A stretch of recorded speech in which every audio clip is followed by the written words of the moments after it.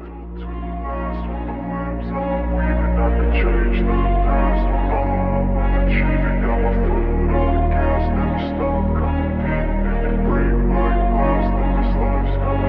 wanna be the best in the game, invest in my name, check no restraints, I'm obsessed with the pain. I ingest, I retain, assess and I change, possessed by the thought I'll be free one day from society's restraints. Money, clout and fame, mud, disease, a plague. We all love to hate, have to play the game, have to make a name. All our insecurities are on display. This is war with the enemy, think that it was meant to be. Living in a time where disease is on every screen. I won't let them fester me, I know most are festering. Negativity is a plague for the mentally weak.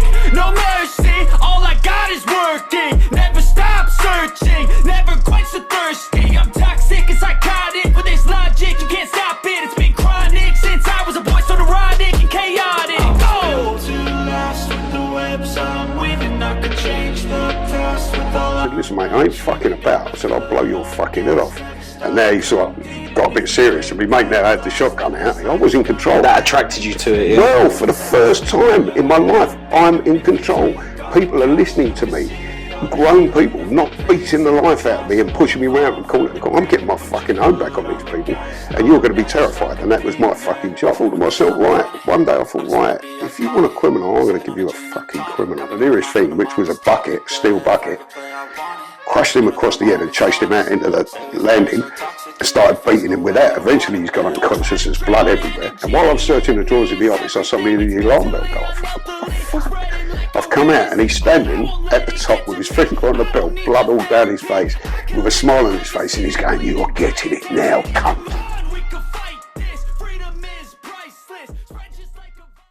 Hello everyone, today we have an amazing guest, Noel Razor Smith.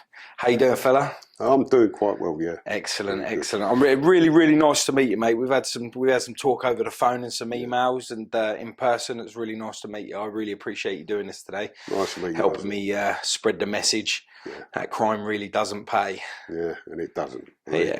Yeah, and you've lived it. Yeah. Take us back to the beginning, mate. Well, I really, I think my story's pretty well known. I mean, I wrote a book about it, but I sort of got into crime initially by accident. I was bunking school about the age of 14 back in the 70s with a mate of mine. We're just messing around with school kids. We're in school uniform. Didn't fancy history that afternoon, so went out on the bunk. And we're up in a place called Gypsy Hill in South London. And all of a sudden the van pulls up, an old comma van. Load of geezers jump out of the van, drag us into the van. They smelled like strongly of drink and started beating and torturing us in the van. And it turned out they were an undercover burglary squad that were quite well known back in the 70s for fitting people up, falsifying evidence. And they'd been out that day and had a drink at lunchtime, decided they wanted to clear up their books and grabbed me and my pal. One of them snapped my finger. In the back of the van, he grabbed hold of my finger like that and twisted it until it snapped. I went unconscious, brought me round, slapped me round the face and grabbed hold of my other hand, and one of them shouted, "Break his other finger." So of course me and my pal, two 14-year-old kids, by this time we're fucking terrified, crying and everything. So they've got us back to the police station when they've terrified us enough and went, right, they've opened a big book and said, "These are the burglaries we've got that we're putting down at you lot. We'll read you the details and you sign the form." So they charged us with something like 64 burglaries, of which we hadn't committed any. I mean, what I was most guilty of then would be nicking apples out of orchards and things like that. Yeah. Bit of scrumping. Yeah, a bit of scrumping. Nicking milk off doorsteps. Yeah, I've done all that. But we were devastated. I mean, up until then, I'd been kind of like, not pro-police, but I used to love Z-Cars, which was a programme which was on. I thought the police were good guys. Yeah, I remember Z-Cars, yeah. And Dixon the Dock Green. And all of a sudden, the first time I have an encounter with the police, it turns out they're not the good guys. They're the fucking bad guys. And they made us admit to all these burglaries. And we went, when our parents come to pick us up from the police station, I remember my mum coming up and I had this broken finger, I had bruises all over my face, and she went mad and she went, "Well, what's happened to him?" And the copper in front of me went, when we came across them, they were actually climbing in to commit a burglary, and when we shouted, they fell off the wall, and that's how he got the injuries. Wow. Yeah, so anyway, off we've gone home. I've told my mother, we appear at the juvenile court on the Monday, charged with 64 burglaries. And lucky for the 1970s, we had a magistrate who looked beyond what the police said, because they were police courts in the 70s. Juvenile and magistrates courts were known as police courts. Anything a copper said was sacrosanct in them courts. Yeah. But this magistrate kind of looked at 64 burglaries, some of which were done like 3 o'clock in the morning by professional burglars, stealing things like grandfather clocks and antiques. And when the police got us to make a statement, they wrote the statement. 14-year-old thinking about antiques. When the police wrote our statement for us and got us to sign it, they said in the statement that we'd sold everything we'd stolen locally to people in pubs. We were 14, for God's sake. But anyway, so the magistrate went, and my brief stood up and said he was a duty solicitor, fair play to him, his first time seeing us. We told him the story. He said, well, I'm going to tell the court. So he did, and the magistrate went, right, I want an investigation into this to find out what's actually going on, because I don't really believe this case should be here. And that was it. They threw out the charges, and we were advised by the magistrate and by the brief to sue the police, which we did at 14 years old. You know, I mean, we had to do it through the solicitor. It took forever. In those days, it took about 4 years to get an outcome of a case if you sued the police. But what happened was, whilst they were on investigation, they got suspended, the coppers involved. And we, every time I left my house, I was dragged into police cars. Yeah, they must have had a bee in their bonnet. Oh, yeah. Kept telling us, drop the charges, drop the charges, drop the charges. They started raiding my parents' house 6 in the morning, claiming to be looking for stolen goods. You know, they were just out to get us. They pulled my brother into the car one day and beat him up because he looked a bit like me and he was wearing my jacket. But yeah, so what happened there was, so I became a criminal, really. Got involved with the police and the court by accident. But then, when they started carrying on with this war against me, where they were raiding the house and like fucking pulling me and twisting me sideburns and poking me in the eye and whatever, I thought one day, I've had enough of this. So at the age of 14, I left home. I thought, I'm going to run away, stop the police coming to my mum and dad's door every morning. And I went to live in a car. It was a 1966 Triumph Herald that was dumped in the flats. It was one of my mate's dad's cars. Oh, yeah. And I moved into a car. And I thought to myself, right, one day I thought, right, if you want a criminal, I'm going to give you a fucking criminal. So I deliberately then set out to be a criminal. So after being dragged into the game, I thought, right, I'm going to be a fucking criminal. I'll give you what you want. Spiteful and petty and immature, but I was 14 years old. Mm-hmm. So I started a war of attrition against the police. And in that, I mean, what I used to do was, I knew a guy who was a biker on a local estate who had a motorbike, and he taught me how to hotwire motorbikes. So I used to go out, hotwire a motorbike, normally a Honda 250 were my favourites, the old Super Dreams. Yeah, I had one of them as well. Yeah, I loved them. Heavy as hell though, weren't they? Yeah, I had a full fairing and everything. Yeah, and when you drop it, and you're trying to pick it, that's a two-man job for sure. I think this one was ex-post office. It had the red fairing and everything. Yeah. Anyway, the one I got caught on. But so I'd go out and I'd steal these bikes, and what I would do is ride around South London, around my own area, no crash helmet on, looking for police cars, really. I'd see a police car parked up at the side of the lights or whatever on a road. I'd ride up beside them, kick the side of their door, give them plenty of that, and then shoot off. But I knew all the roads, so it was very hard for them to catch me, because I'd go straight down on the Tootingbeck Common and straight across the Common. So they were raging trying to get me for about 3 months. And in the meantime, in order to earn money, I started doing burglaries. I was burgling sweet shops, you know, anything where there was money. I was breaking a tennis club I broke into. So now I'm a proper criminal. Mm-hmm. I'm stealing bikes, I'm doing burglaries, I'm stealing, and I'm living on the streets. How'd that fit for you? Because you didn't set out to be a criminal, no. So now you are. How did that set out for you? Did you feel like this was you at the time? Like I could do this, yeah. I'm one of them kind of people. Once I make my mind up about something, once I decide something, that's it. They call that stubborn, don't they? Yeah, very, very stubborn. Yeah. So I wanted to really show them. They were hurting my family. I thought I want to really sort of do something to hurt you lot. And one night, about 3 in the morning, got on my bike, drove up to Streatham Police Station, which was our local police station, launched a brick through the front window of the police station, sat out there revving my bike, no crash helmet. They've all come piling out, and off I've gone. So they wanted to fucking kill me. And eventually they caught me. and got me for. I stole a copper's bike out of Union Grove Police Station. It was his own personal bike, and funny enough, it was something weird, like a Honda 380 or something. It was some kind of weird CC bike. It was a special, and stole that. And he started then hunting me. So he's getting hold of me mates and saying, "You tell Smith when we catch him, we're going to fucking kill him around the estates." I rode his bike into Clapham Common Pond after I trashed it, and. Because for me, it was a war. This is what it was about. They hurt me, I'm going to hurt them. So eventually I get caught. And, I'm really up in court for something I've done. I appear in the same court, Balham Juvenile. And I got 3 months detention in what was known then as the short, sharp shock. And I was sent to Send Juvenile Detention Centre, where I was absolutely brutalised and beaten every day. We all were. Yeah, they're pretty hands-on there, so I've heard. Yeah, there's a lot of cases out about them as well. Yeah. Yeah, I have heard some nasty stories come from there. Yeah, it was. It was an horrible gaff, but they had this thing where they tried to terrify you right from the beginning. So what they do is, I'm in Balham Juvenile. By now, I'm a little fuck. Right? Started out as a choir boy about a year ago. Now I'm a little fucking fuck. Leather jacket, collar turned up, fag hanging out my mouth, quiff. I'm down in the cells. I've just been sentenced to 3 months. 2 big geezers walk in. Send screws weren't allowed to wear uniform. But how they got around that, they all wore the long black HMP issue raincoat, but they turned the epaulets over so you can only faintly see HMP. So that was their thing that we're not wearing a uniform, but they all look like Nazi stormtroopers. So anyway, these 2 geezers come into the cell, 2 screws from Send, and one of them's gone to me, "What's your name?" So I looked up at him, fagging me mouth, I went, "No." Boom, straight round the side of the face. Bang, I've gone down on the floor.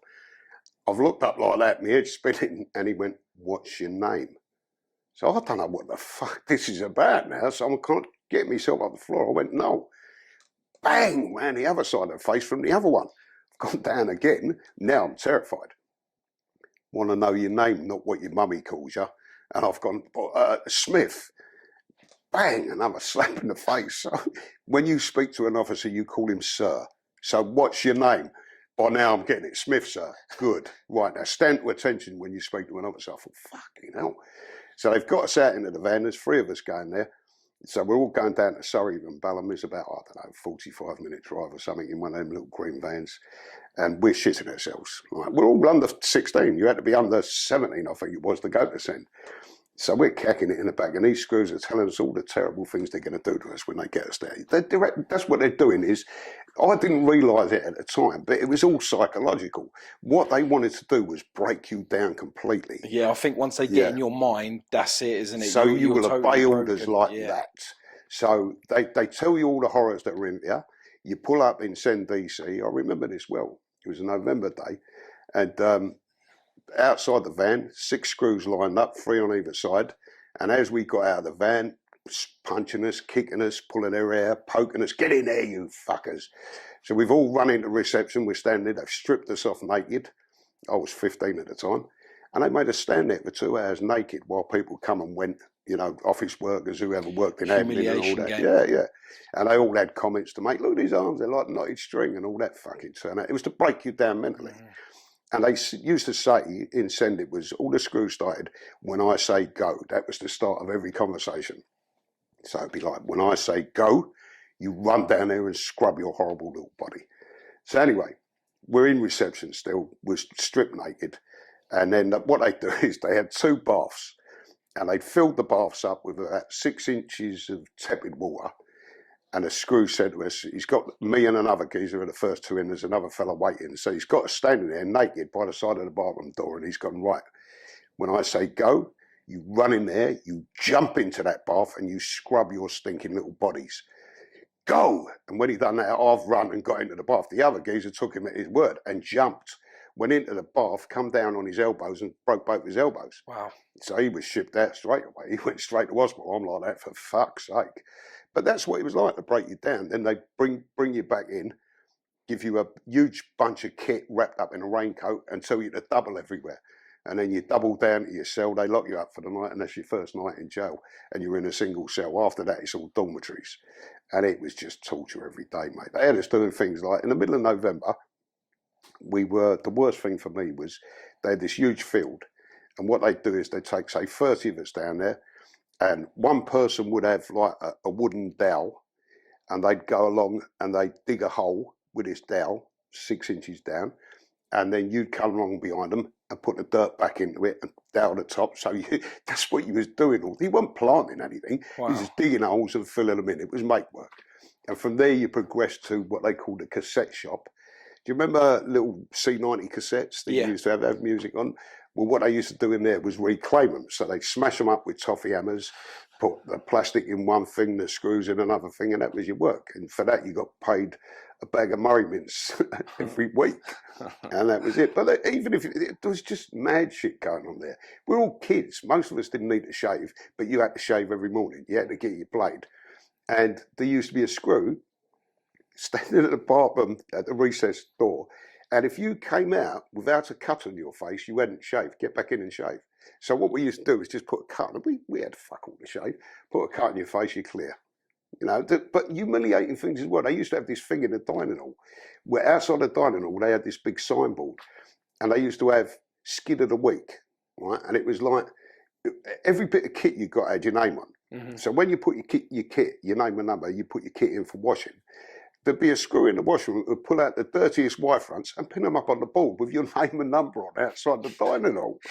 I have to say it was never mine, but you know, how embarrassing is that for people? Yeah, how humiliating.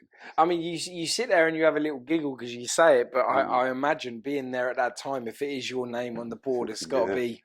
You never lived that down, mate. You know, I met people like 20 years later in top security jails, and people go, "This fucking skid of the week."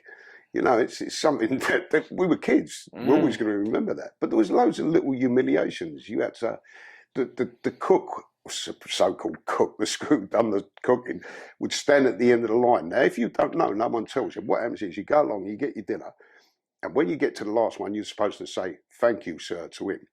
But of course, you don't know the first day. And when you get to the end of the line, bang, ladle across your knuckles. You say, "Thank you, sir." So every day you had to say, "Thank you, sir."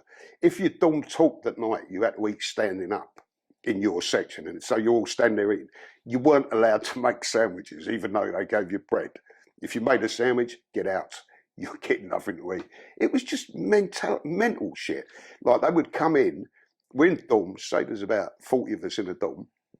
And if someone talked after lights out, which was 8 o'clock, then the screws would come in every hour on the hour with a dustbin lid and a truncheon, wake everybody up. You'd have to get out of bed, and it was called kit change. So you had to change into your best dress, then you had to change into your work clothes, then you had to change into your gym kit, then you had to change into pajamas, get everything squared away, go back to bed. Next hour he's in again, boom, and you had to do that. About, say, 6:45 in the morning when they got you up, if you'd been talking that night, your whole section would be out bunny hopping round the parade square with your bed pack on your back, like bunny hopping with no shoes on the frosty ground. It was just crazy shit. How they ever got away with it, I don't know. And it was official government policy. That was their game. For the time that you'd spent in there, this was the 3 months, yeah? That must have felt like a lifetime. It was, mate, seriously. It was unreal. I mean, every day. One thing I will say is that what it actually done, it done the opposite of what all the thinkers who put it together and the government put it together. It done the opposite of what they wanted, because what they wanted was it to be so bad that juveniles would go, "Whoa, no more crime for me, otherwise I'm going to get that again." Mm-hmm. But what it actually done was they couldn't sustain it. So if you're in there, your first 2 weeks is hell, yeah? But then you learn to roll with the punches. You learn that every time a screw lifts his hand up like that, he might be going to clump you, so you've got to duck, you know what I mean? And you've got to say, "Excuse me, sir." And if someone walks by over half a mile over there with a screw, you've got to shout, "Excuse me, sir," or he's coming over to do you. Yeah. So, you know, violence teaches you very quickly that, you know, you've got to look for other ways of doing things. So you then become sneaky. And what happens is you kind of all band together. Where you were all like strangers to each other, suddenly you got all these kids who were like the bad kids in their area and never thought anybody else was, all banded together with a common enemy, which is authority. Yeah. So they've done the opposite. We fucking hated them. We didn't say to ourselves, "Do you know what? This is enough for me. I'm not going to do it again." We said, "Next time I ain't getting fucking caught and I'm doing bigger crimes." Yeah, you sharpening your tools. Yeah, of course. We met each other. I met guys from North London, from East London, from Surrey, people who I never would have met, who got me on in the criminal world. Well, I can go around the top security jails now, today, and probably see at least 2 or 3 people I was in Send with in 1975. It is absolutely crazy. They created a generation of criminals, really. I mean, a lot of the guys in sin were in first offence. You know, they weren't hardened criminals. It made them hardened criminals when they had to band together and go around the rules in order to get things. It was just mental. I don't know who thought that would work. So when you come out of this detention centre and you're back on the road again, definitely a changed young man. Yeah. I mean, what was your direction of travel from that? I mean, like, you've come out, you are now hardened. It's only took 3 months. So a lot of people would take years and years, but they fast forwarded this into you. Yeah. So it's only took you 3 months to become a totally different person. Oh yeah. Probably your emotions would have been turned off. You know, so it didn't make you feel weak. You become stronger in that sense. Physically, you can take a beating. I imagine that you are ready for the next level of your criminal activity. No, I'm 15 years old, and I already being beaten by grown men in uniform is common to me now. Mm-hmm. You know, that's my life. So I come out bitter, full of resentment, and just wanting to get my fucking own back. Like nearly everybody come out the same way. I only know one guy who went through DC and never went back to crime, and he was a mate of mine. We were in it together, and when I got that first DC, he got it as well. But what happened was his brief was a bit smart, and his brief appealed on the spot. So he got bail awaiting the appeal. So he went into send for 8 days. He come into send for 8 days, and then he got released on bail pending his appeal and won his appeal. So he never went back. He never ever committed another crime again. He went on to become high up in the post office. So that's how bad it was. And now I'm used to being beaten up. I'm used to violence. I know what authority is. It's scum. Right? I've got coppers fitting me up, beating me up, torturing me. I've got screws torturing me. Now I'm looking at this and I'm going, that's the system. The system fucking stinks, mate. It's corrupt, and I'm against that system. So I met a guy in jail from North London and got talking, as you do, while we're digging holes in the field. And turned out his brother was doing jail for armed robbery, but he had a couple of guns put away. And this guy said, yeah, he said, I could let you have them, like, for a few quid. Because we're all talking about armed robbery in jail, because as kids, that is the main crime we now want to commit now that we're criminals, because that is the top of the tree to us. Yeah. We're used to things like Robin Hood and Jesse James and Billy the Kid, you know, the great train robbers, John McVicker, yeah. All that, we grew up with all that. You know, Robin Hood, what was Robin Hood? He was a fucking armed robber who hung about in Sherwood Forest and held up people coming through there. Yeah. We wanted to do that. We wanted to be them heroes. And it was put to us that people who'd done that were heroes. Mm-hmm. Dick Turpin was, you know, they told us stories about Dick Turpin. It wasn't until much later in life that I found out Dick Turpin was one horrible fucking bastard, man. Mm-hmm. His gang used to sit old age pensioners on open fires in order to get them to tell where the valuables were. Disgusting scum. But he was sold to us as a dashing highwayman. Mm-hmm. You know, this geezer who's going around like kissing the ladies and all that. He wasn't. He was an horrible cunt. Sorry about that. But that's all right. Yeah, so we all wanted to get into armed robbery. That was our thing. That, to us, that was the pinnacle of crime, to be an armed robber. So I thought, right, I'm going to do that. And now I'm a committed criminal. I've had the worst that they can give me, and nothing can be worse than what I've just been through. So if they catch me the next time, I'll have to go through that, but I know about it. Yeah. And I ended up getting I bought a 1916 Stevens single-barrel shotgun with no ammo, and a Luger, German Luger. It had no ammo and no magazine, and the barrel was slightly bent. Right, so, but I didn't want to shoot anybody. Yeah. Just wanted guns to go and rob. So, got a couple of my mates together. One of whom had been through DC and had been through Borstal, and was up for a bit of armed robbery. And another one was a gypsy guy that we knew was a really good driver and car thief. And we went out and we planned our first robbery. And the first robbery we planned was on a record shop in Streatham. Don't ask me why. And we planned it like, you know, like Ocean's 11. We brought a tape and rope to tie the people up. We bought a cosh. We bought pliers to cut the phone lines. You know, it was the middle of summer, and we're in like big overcoats and ski masks, sweating our bollocks off. We got the driver sitting outside in a Ford Cortina Mark 1 with a stocking mask on, sitting there with the engine running. And we've gone into the shop, and then we're too scared to go up to the counter. And there's a guy up at the counter, he's looking down at us, and he's talking to, and they're laughing, looking at us, me and my mate like that for the LPs. And eventually this geezer goes, and we go up, and it was, I mean, it sounds quite funny now, but I don't suppose it was for him at the time. But what happened was, we're up at the counter, and I've got the Luger. So I'm trying to pull the Luger out, and as I've pulled it out, the sight has caught on the lining of my jacket. So as I've pulled the gun out like that, it's now got a bit of red cloth hanging down there, like bang. Oh yeah, Acme sort of guns, and the only thing I can think to say is stand and deliver. You know, I'm thinking, what the as soon as I said it, I went, you fucking idiot. So the geezer's kind of smiling. I'll never forget his name. His name was Peter Deadman. We had it on the charge sheets. I suppose he's long dead by now, but yeah. So he started laughing. So I said, listen, mate, I ain't fucking about. I said, I'll blow your fucking head off. And now he sort of got a bit serious, and my mate now had the shotgun out. And I said, see over there on that roof, and there's a roof. I said, there's a sniper over there. What a load of old... There's a sniper over there. You don't do what you're told. You're getting it, mate. And if you leave this shop now, give us the money. So he's reached under the counter, and he's pulled out a £10 note. And I went, what's that? And we took the money at the bank at 3 o'clock. He said, that's what there is. So I went, mate, get round there and cut the phone. He said, I haven't got a phone. He went, get round. I said, get round there and search that too. He went, there's nothing in there. And the geezer was standing there like that. So I've gone, right, if you leave here within 5 minutes, that sniper's going to shoot you. Off we went. As we're going out through the door, racked by the door, I've grabbed an armful of LPs, didn't even look at them, jumped into the car. They were all Bay City Rollers LPs, which was great because my sister was a Bay City Rollers fan, and I give them away to all the girls in the flats. But, you know, we got a tenner, and you think like £3.30 pence each, you'd give it up as a bad job. Yeah. The other two went, this is a load of bollocks, £3. But me, I'm fucking buzzing. I went, wow. The excitement of actually doing it, the adrenaline rush was unreal for me. I was in control. That attracted you to it, yeah? Well, for the first time in my life, I'm in control. People are listening to me.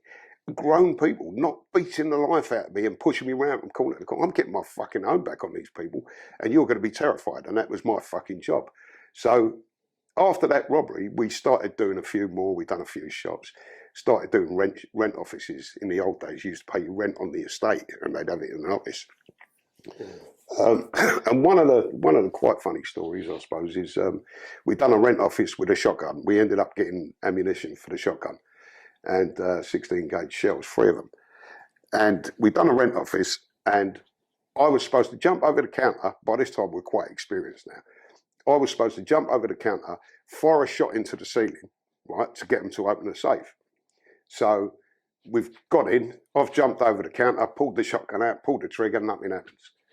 Fucking hell, but we're shouting and screaming. We've grabbed a couple of £100, we've legged it out, we've got in the car, we fucked off. And then later on, we're in a different car, actually another Cortina, and we're outside a chip shop down in Balham, like counting up the money. And we went in and got a bag of chips each. So we're sitting in the car, and we're talking about the robbery, and I went, I don't know, this fucking gun ain't working. So I've got the gun like that. I said, I don't know what's wrong with it. And my mate, who's in the front driver's seat, George, he's leaned over and he's went, there's the safety catch, and he's pressed the catch down. With that, I've pulled the trigger, and the gun's gone off in the car and blew a fucking hole in the roof. And it was a fucking, we're like that. We couldn't hear a fucking thing. There was blood coming out of me, mate's ear, burst his eardrum. And there's all this highlining from the car. It's like confetti inside the car, and it's blowing outside as well. Now, this is on a quite busy road, and it's the 1970s, and we've staggered out of the car, and we mate with his ear bleeding, big hole in the roof of the car, all people looking. They thought it was an IRA bomb, a car bomb. Oh, really? Yeah, that's what they thought. So as I've staggered down the street, I can't hear fuck all, but I've still got the shotgun, and then someone's seen the shotgun and screamed, and I've managed to get away. We've all got away from it, but it just shows how, you know, if you're not familiar with guns, don't fuck around with them. They're dangerous. We could have blown our own heads off. But, I mean, after that, we committed several armed robberies. And in January 1977, I was arrested. Me and my mate Peter were arrested for 4 armed robberies. I think it was possession of firearms, GBH. And we ended up going on remand to Latchmere House, which was a juvenile remand then. and ended up at the Old Bailey in May 1977 at the age of 15. And my mate was 17, and they fucked us up, really. We fucked ourselves up. But what happened was, our brief come and said, look, we've had a word with the prosecution. If you plead guilty to 2 armed robberies, 1 attempted robbery, possession of firearms, he's pointed to me, he said, you'll be going back to DC for another 6 months. He said, and you'll be getting another Borstal whack. So we thought, well, fair enough, yeah, if we plead guilty, I'm thinking to myself, 6 months, I'll do that standing on my head. We've gone up there, case has gone on. My mum's come up and give evidence, character reference for me, various things. And then the judge at the end of it he said, I don't make deals. He said, this is not America. He says, you'll both go to prison for 3 years. And I'm thinking, 3 years? Wow. And for me, that was it, because that was 1977. When I first went into the system, there was nowhere to keep us. I was a Section 53. Do you know what Section 53 is? It's quite complicated. What it is, back in the 70s and probably still today, there's a sentence, it's Section 53, paragraph 2 of the Children and Young Persons Act 1933. And the wording is, if a juvenile under the age of 18 commits a crime that warrants 14 years imprisonment or more in an adult, then they can be detained under Section 53. So it means you get no remission on your sentence. You don't get your remand time off your sentence. You get nothing. You've got to earn parole on that sentence, and you go up 3 times once a year, right? But the system they put you in is not geared for that. The juvenile system went like this. DC, so it was 3 months or 6 months. Borstal, 6 months to 2 years. Normally out in 9 months. Or YOI. No, it was YO in those days. And you had to be over 18 to be a YO, young offender. So there was nowhere to put Section 53s. I think in 1977, there was about 8 of them given out in the whole country. That's how rare these sentences were. My mate got a YO sentence because he was older. But it was just me. I ended up with the 3 years detained. And a couple of other guys who I was on remand with got them as well. A guy called Tony Woodbridge. He got a 7-year detained. He was 14 years old. He got 7 years detained for a £60 robbery. But because he'd committed 100 burglaries in the past, they went bombed. The judge said, it was on the front page of the Mirror. The judge said, I want you to come out when you're a man. You're 14. Now there's 7 years. Do it, basically. So we all ended up in a unit in Ashford. Right at the top of Ashford Prison, which was a sort of juvenile and young persons remand then. But we were in a unit for dangerous and violent young offenders. And there was, I think there was 4 murderers in there doing HMP, all under the age of 17. There was an IRA man. He was nicked he was in a family they weren't IRA at all, but he was jailed for being in a house where supposedly they made bombs. He was exonerated completely years later. And it was me, and there was my pal from Essex who was a burglar. He got done for nicking 80 quid's worth of meat, but because he had fought the police so many times, he got detained 3 years. And we became a little firm in there, really. And there was a couple of nonces who we bashed the fucking life out of, a couple of rapists. And we were in there when Elvis died, I remember 1977. But we done that, and then we got shipped out basically to different Borstals. And I ended up in Dover Borstal to serve my sentence. And because this is how juvenile jails work then. I don't know if they still work. If you were in Borstal, there were certain little things like you'd get 6 months to 2 years, yeah? If you were a model prisoner, you could be out in 6 months. If you're a bit of a mug, a bit of a thug, you could be out in 2 years. 2 years is the longest they keep you. My sentence was already a year longer than that, and I had to do it. So in Borstal, this is what guys are like, and it's just juvenile behaviour. But when you're down to your last 7 days, people will do this, which means 7 and a break. So as it goes down 6, so they rub it in your face. I'm going home in 5 days, 3 days. You know what I mean? All that shit. And if you come in March, they would be showing you around the Borstal. And I know Borstal boys knows that every Borstal boy knows that your date when you come in will be 9 months. You can get less off that, or you can get more on it, but it's 9 months.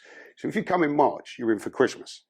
So as they be showing the receptionists around the workshops and education, everyone be shouting, do your Christmas, you fucking mugs. You know what I mean? Because now you're in March, but you're in for Christmas. So it was like gladiator school balls, I swear to God. So I ended up in a lot of trouble in Dover, which was then known as the riot Borstal, because they had so many riots there. It's in Western Heights. and riots over the food. I remember black and white riots. There was riots over anything, really. Someone dropped their soap and there'd be a riot. Windows through, pool balls bouncing off people's heads. It was a really violent place. Eh? Were you involved in the Oh, riots? yeah, of course you had to be. If you weren't involved in the riots, she was getting done. You were a victim. So, yeah, we barricaded ourselves in the television room one night. There was a thing called, people probably don't remember this, but there was a I can't remember, Manimal, I think it was called. It was a new American series in the 70s of this guy, I think it was the fellow out of Dallas, where he could take on the anti-powers of an animal to fight crime. There was there's one that's called is it Brave Star? There's a cartoon when I was a kid. No, this was Star like a proper Patrick Duffy out of Dallas was it, I think, or one of them anyway. So they'd been advertising it on the telly for weeks, but it was on at 9 o'clock on a Saturday night. And our bedtime was 8 o'clock. We were locked up at 8. So we went, fuck this, let's barricade up the television room and watch it. So we did. About 40 of us barricaded the telly room. We had all the riot squad outside with their truncheons and their shields. And we went, we're watching fucking Manimal, there's nothing you can do about it. And just as it was about to start, they turned the electric off from outside. Yeah. So they said to us, if you all come out now and go back to your rooms, nothing will happen. But if you don't, there's going to be trouble. So we moved the barricades and then we all legged it back to various fucking dorms, but they still give us a slap. Anyway, I ended up getting shipped out of Dover for assaulting another inmate. And they put me on, they put me on some sort of medication, Largactil it was actually. Because I was so lively and I had nothing to lose. If you've got a Borstal boy and he's kicking off you and say, listen, you lose a month, you'll be going home in 10 months instead of 9. With me, there was nothing they could do. I had nothing to lose. I had no time to lose. So, you know, I was a lively little fucker by then. I was used to violence. I could take a beating and I weren't taking no shit off nobody and I weren't no fucking Borstal trainee. I kept telling them that. Oh, you're not behaving like a trainee. I'm not a fucking trainee. I'm not training for anything. I'm doing 3 years bird, mate. So they ended up injecting me with Largactil and shipping me out. And I woke up 2 days later in Rochester, Borstal, in the hospital wing in a padded cell. So I don't know where the fuck I am. I woke up in this cell. What the fuck? Anyway, eventually, door opens. Doctor standing there with a screw. He said, here, I'll drink this. I went, no. He said, drink it, or he'll hold you down and I'll force it down your throat. And I went, what is it? And he went, you don't need to know, fucking drink it. So I had to drink this jollop or whatever it was. It turned out it was a kind of a counter effect to what they had injected me with. I had to take pills to balance you out. To balance it out. But I didn't, they'd never told me. They never ever told me anything they were giving me or injecting into me. They held me down in Borstal, 6 of them, and injected me in the arse, and I woke up in Rochester. So by now I'm a proper, I don't give a shit. You know, I've been in jail about a year and I really don't, I've lost everything. I don't have visits because I don't like having visits. So for me, the outside world is dead. This is my life now. So they let me out of the hospital eventually in November 1977.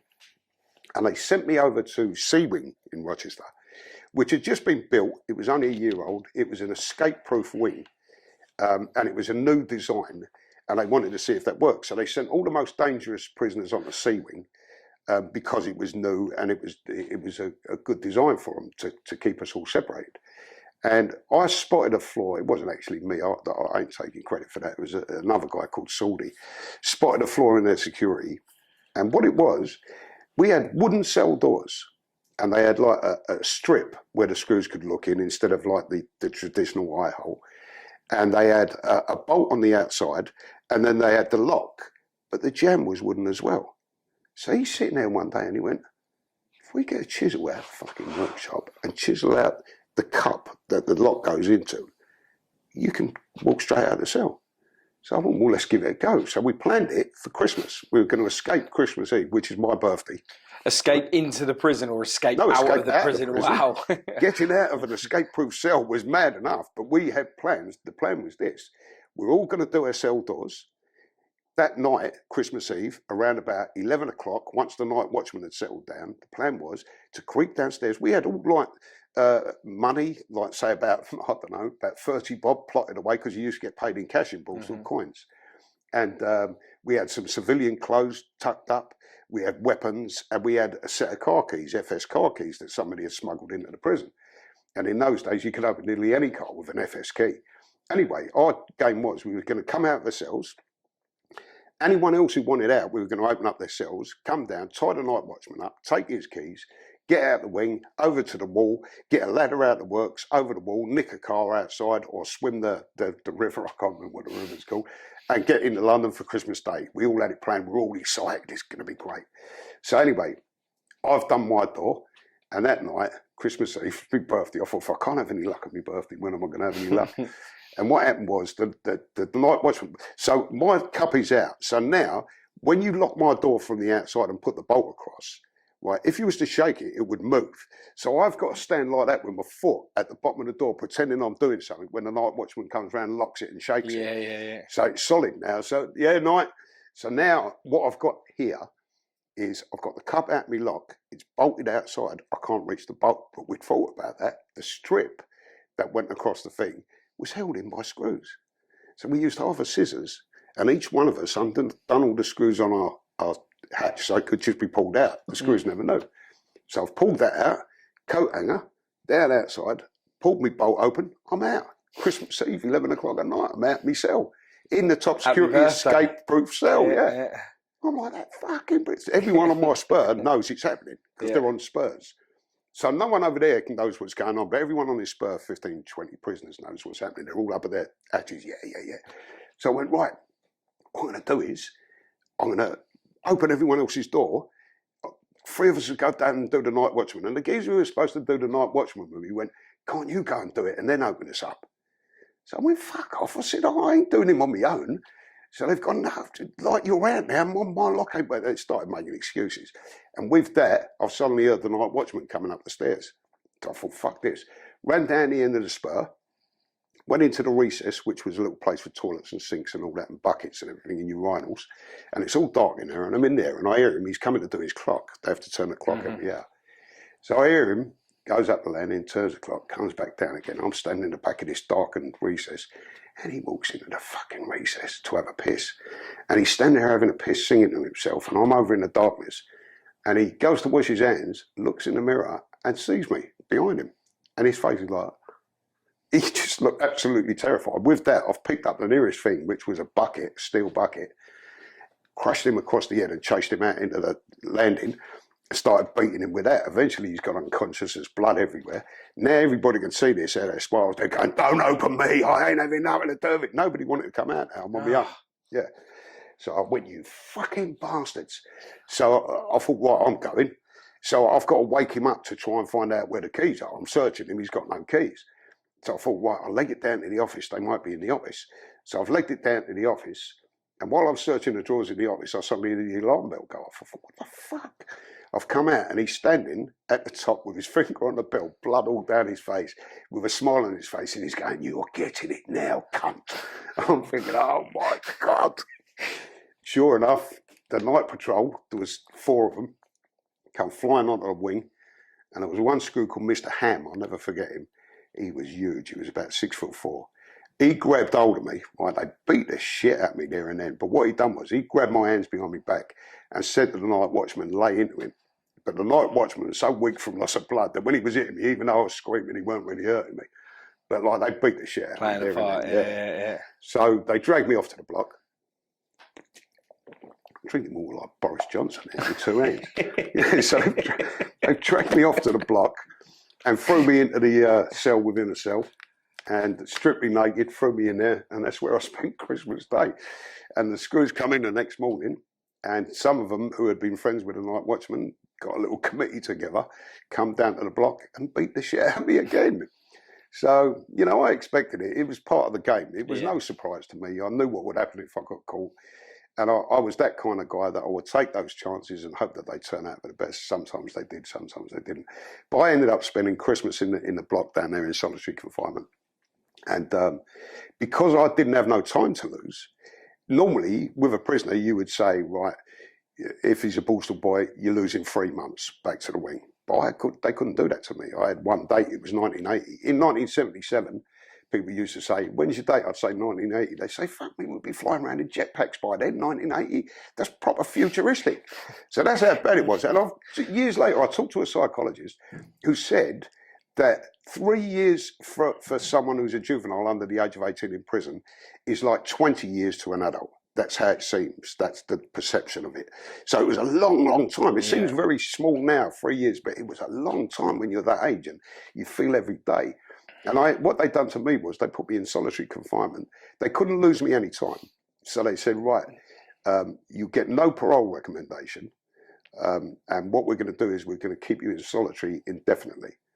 So I said, well, and obviously I'm not that smart. And I went, well, when am I getting out then? They went, indefinitely. And I'm thinking, when's indefinitely then? Anyway, I'm down this block. And it was nightmarish, mate, seriously. You were in an underground cell in Rochester. And what you had was you had a lino floor. You had your 4 walls. You had one piece of wood sticking out like a plank that was your bench to sit on, and one piece of wood sticking out that was your table. So you sat at your bench and ate your food. And the rest of the cell all you had was a plastic piss pot. At night, 8 o'clock, I think it was, they let you drag a mattress in and they'd give you a blanket, no pillow, a blanket and a sheet, and that was it. And you slept on the floor on this mattress, and it went out again at 7 o'clock in the morning. So you're in the cell all day long. And in those days, I couldn't read. I couldn't read and write. And the only thing they allowed you was they had an old filing cabinet out by the office. And every day they let you out once a day to walk to that filing cabinet and take one of the books. And they had been donated by the Royal Navy. So they were all like 1920s Agatha Christie's and things like that, you know, but I couldn't read. So I'd go out just for the walk, the 6 steps to get my book. You got a shower every 3 weeks. You got no exercise in the open air at all.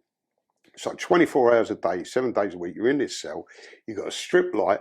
You got one window, which is quite high up. It's higher than your head. And that window is barred, and it's also covered in perspex. And because the prison had been open since 1906, people had scratched their names. So the perspex, no light really came through. You know, you never really see daylight. And I went a bit. It was a wall of silence. You couldn't talk. You couldn't sing. You could only answer them if they spoke to you, and they hated me. Don't forget, I'm in this hole, and the only people looking after me are people who detest me, and I detest them. Imagine being in that situation. You absolutely hate these fucking people. They hate you.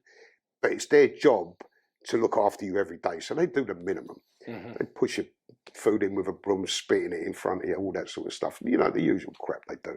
Anyway, every day they had this thing where if you were serving solitary, the governor would come down, say 9:30 after he's finished adjudications. They open the door, the senior officer, the chief, the governor would be standing there. You had to stand to attention. And you had to give your name and number to the governor, Smith, PJ2679, sir.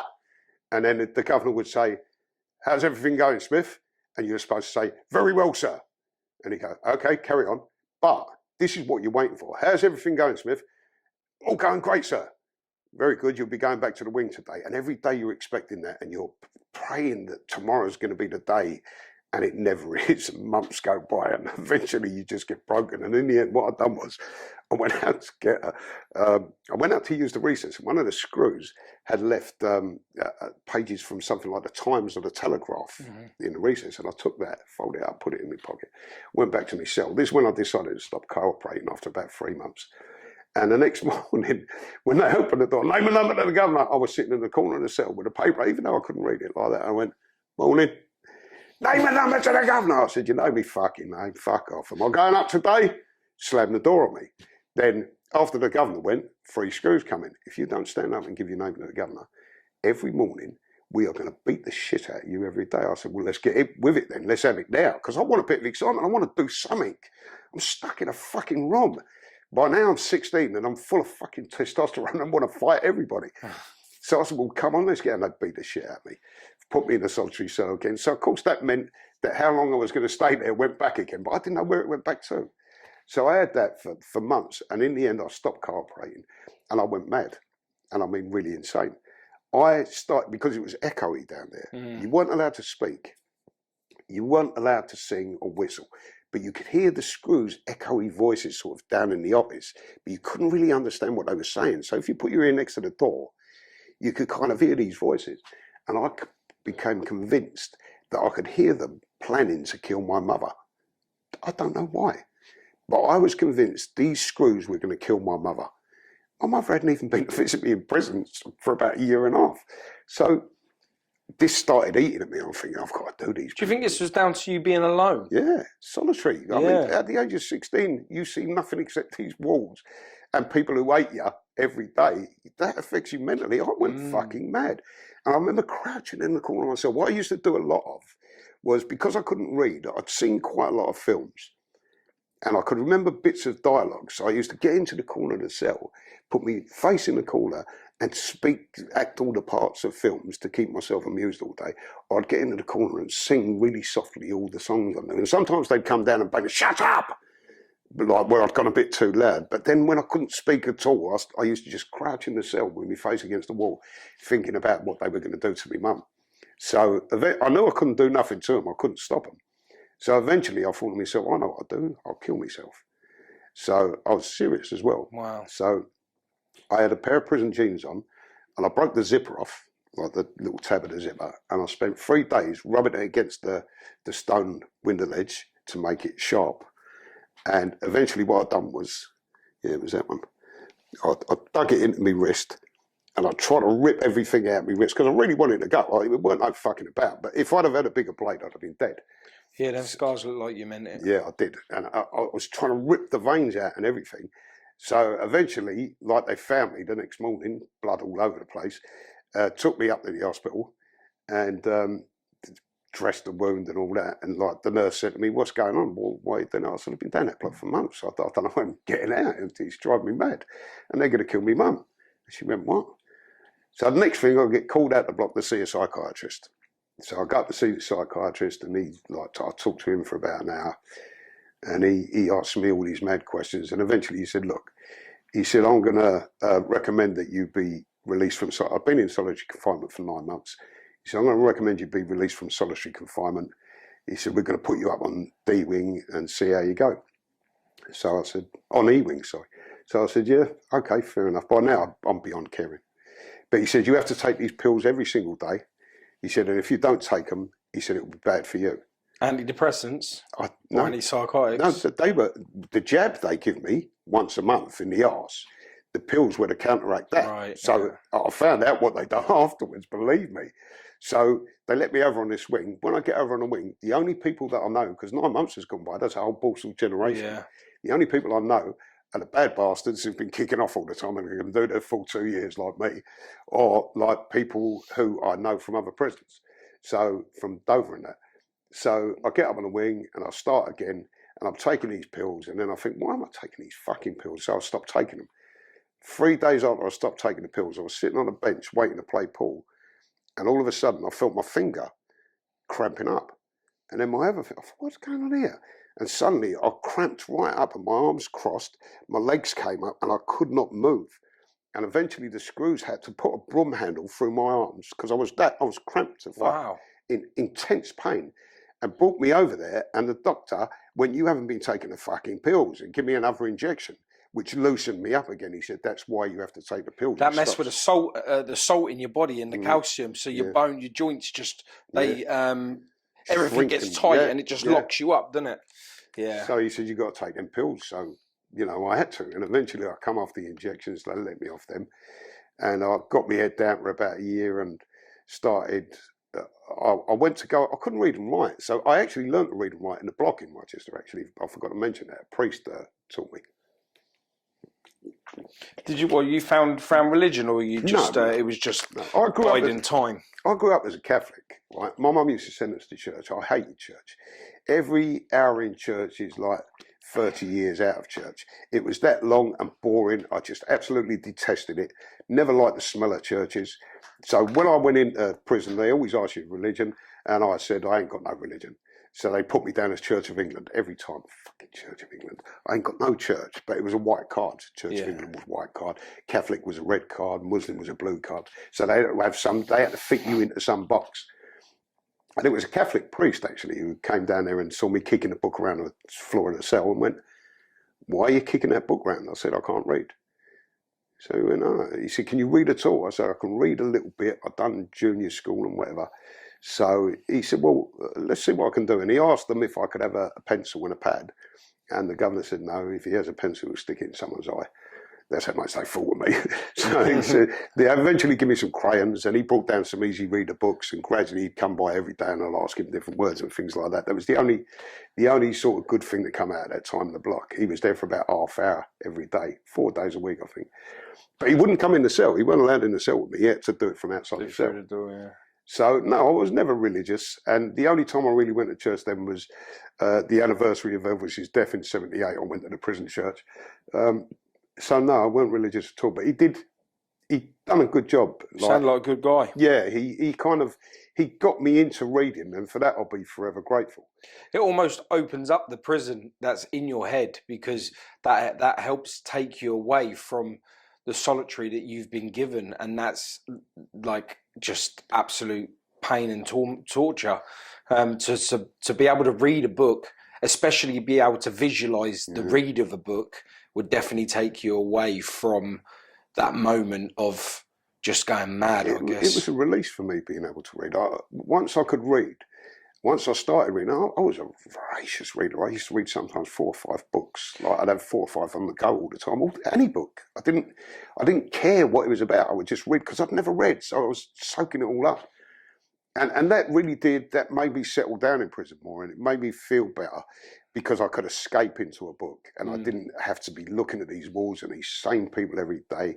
I mean, you imagine, even when Borstal was good, it was a gladiator school. People were out to prove themselves. There was people who went on later to become big criminals and are criminals to this day who had to prove themselves in Borstal. You know, there was always stabbings. There was always like coshings with PB9s. There was always scoldings. I took a guy's fucking eye out. I bit a guy's ear off in the cell in the recess in Rochester on Ewing. Bit his ear off and spat it down the sluice. And they were trying to get it out of my mouth. I said, it's gone. And he thought I'd ate it. He thought I'd ate his ear. So they started calling me the cannibal then. What'd you bite his ear off for? We were having a fight. He was a good boxer, actually. We were having a fight, and we got into a clinch, and he was doing me. And what he was doing was hitting me in the ribs, and I just caught onto his ear. I didn't even think about it. Caught onto the lobe of his ear and just bit it off, and that kind of stopped him. He went back then, blood pouring out, and spat his ear down the sluice where all the piss pots go, because we're fighting in the recess. But the screws by that time come in, grab me. He's got me fucking ear, and they're trying to force me mouth open. I said, I've ate it. So then that became a kind of legend about, yeah, he's here. I've got to tell you a story about that. About 15 years later, I'm in Pentonville and on remand, and I've gone in the daytime, and they had a remand wing, and I think it was B wing, and they put me on B wing, and they're out on association, and I'm in making up my cell bed, brand new in the nick, and everyone's on association, and these 3 geezers walk into my cell. So one of them's gone, you Razor Smith. So I'm looking at these 3 geezers. They look like they mean business. So I went, who wants to know?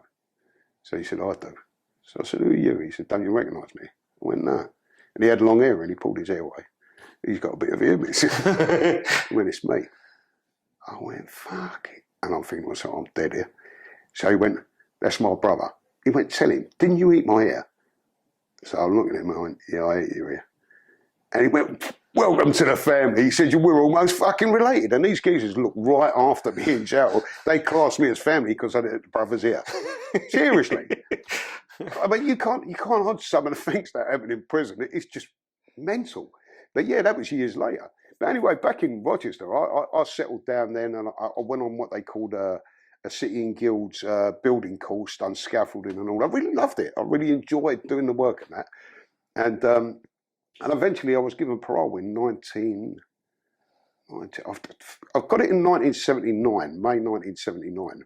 So I'd done over 2 years, including remand. I'd done about 27 months or something. And they let me out on home leave first. So I went out for a 7-day home leave.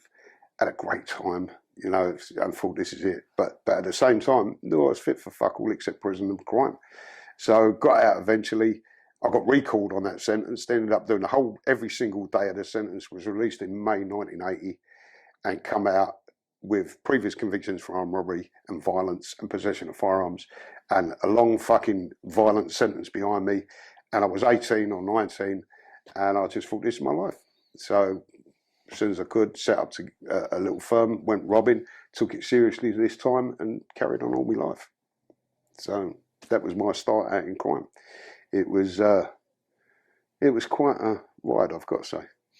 Yeah, I mean, being forced into the criminal world at such a young age, you definitely left your mark on the criminal fraternity of the way that the old ways it was. You've definitely a very well known person for your activity in the criminal underworld. Mainly in prison, yeah. But prison's changed now. I'm 61 next week. I can't believe that, like, all this time has gone by. I still think I'm 16 sometimes. But that was, all that kind of led to then 30 years of a kind of roundabout that I was on, where I would get a big sentence. I would either escape or serve that sentence. Then I would get out and I'd go straight back at it. I would not stop. As far as I was concerned, I was a dyed-in-the-wool, 100% career criminal. Everything I'd done was crime. Never had a driving license, had about 300 cars, never paid for insurance, nothing. The outside world officially would not know I exist if I didn't have a criminal and prison record, because I had nothing else. I had no passport. If I wanted to go to another country, I would buy a passport on the black market. If I wanted to drive, I'd just drive. What are you going to do, nick me? I've just done fucking 12 years in jail. I don't give a shit. So I really didn't care. I was one of them kind of criminals who was a criminal 24 hours a day, 7 days a week. Everything I'd done was to do with crime. Everyone I mixed with was to do with crime, apart from my family. All my friends were all criminals. We meet in jail and then we get out, we become best pals. Some of the people I met in jail are my best mates today. It's like a big brotherhood. It's an horrible fucking place, but you have to survive it, and to survive it, you've got to have some humanity. You've got to survive intact, and the way to do that is through other people. Be friendly with people. Don't always be I went through a stage where I was always one of those nasty bastards. If you said to me, "Nice day," and I'd say, "Yeah, want to make something of it, you prick." So all that, it takes things out you. It drains you. Kills your soul. Yeah, and I think that's the worst thing about prison is that you cannot go and serve a large prison sentence and come out intact. Prison takes things from you that you will never get back. Prison, for me, some of the things that prison took from me, believe it or not, I can be the rudest person in the world, and I've been out 11 years now, and I'm still act sometimes like I'm talking to people in prison. And in prison, if you show any weakness, you're taken advantage of. It's as simple as that. It's a predator's world. If you're not a predator, you're prey. So if you show weakness in jail, or you even talk to someone civilly who you don't know, you're a mark. If you talk to the screws, you're a mark. So I could never have none of that. So even now, when I'm outside, in the first 3 years, it was really hard, because people would say normal things to me, and I'd be like looking behind. What do you mean? What the fuck are you talking about? What do you mean about that? Because I'm always on the offensive all the time. That's what prison teaches you. If you're not on the offensive all the time, you're on the defensive and you're hiding out. You have got to be out there. You've got to do what you say you're going to do. And I was known for that. If I said I was going to do something, I would do it. Which led me into a lot of trouble, to be honest with you. I'll tell you one story. I was in Wandsworth, 1990. I was just starting a 19-year sentence then. I think I'd done about a year out of it. And we were all on D-Wing, and D-Wing was the long-termers wing. And a couple of my mates had a plan. They were working. What was happening was there was work being done in the prison, and it was being done between the fence to the exercise yard and the actual wall, which is known as the sterile area in prisons. Like prisoners cannot go in there unless they're escorted. And a couple of guys on my wing noticed, it weren't my plan, I got into it quite late, but they noticed that while these guys were working there, they had a JCB there. They were civilian workers guided by 2 screws. But the JCB was running while we were on exercise yard. So we got the fence there, and there's a gate there where they come through with the bins. And when we're on exercise, that gate opens so you can get access, if you're quick enough, to that JCB. So a plan was put together by 7 guys. I wasn't in on the original plan. I come in right last minute. And the plan was, when that gate opened, get masked up, bring masks out with you and weapons, go over, attack the screw on the gate, attack the screws escorting the bins, so put them 2 out of the fucking game, then through that gate round, scare off the workers, jump on a JCB, reverse it into the fence to knock the fence down so 150 Category A prisoners on the yard could get out, and then smash it through Wandsworth 4 and we'd all disappear. That was the plan. Unfortunately, it didn't work like that.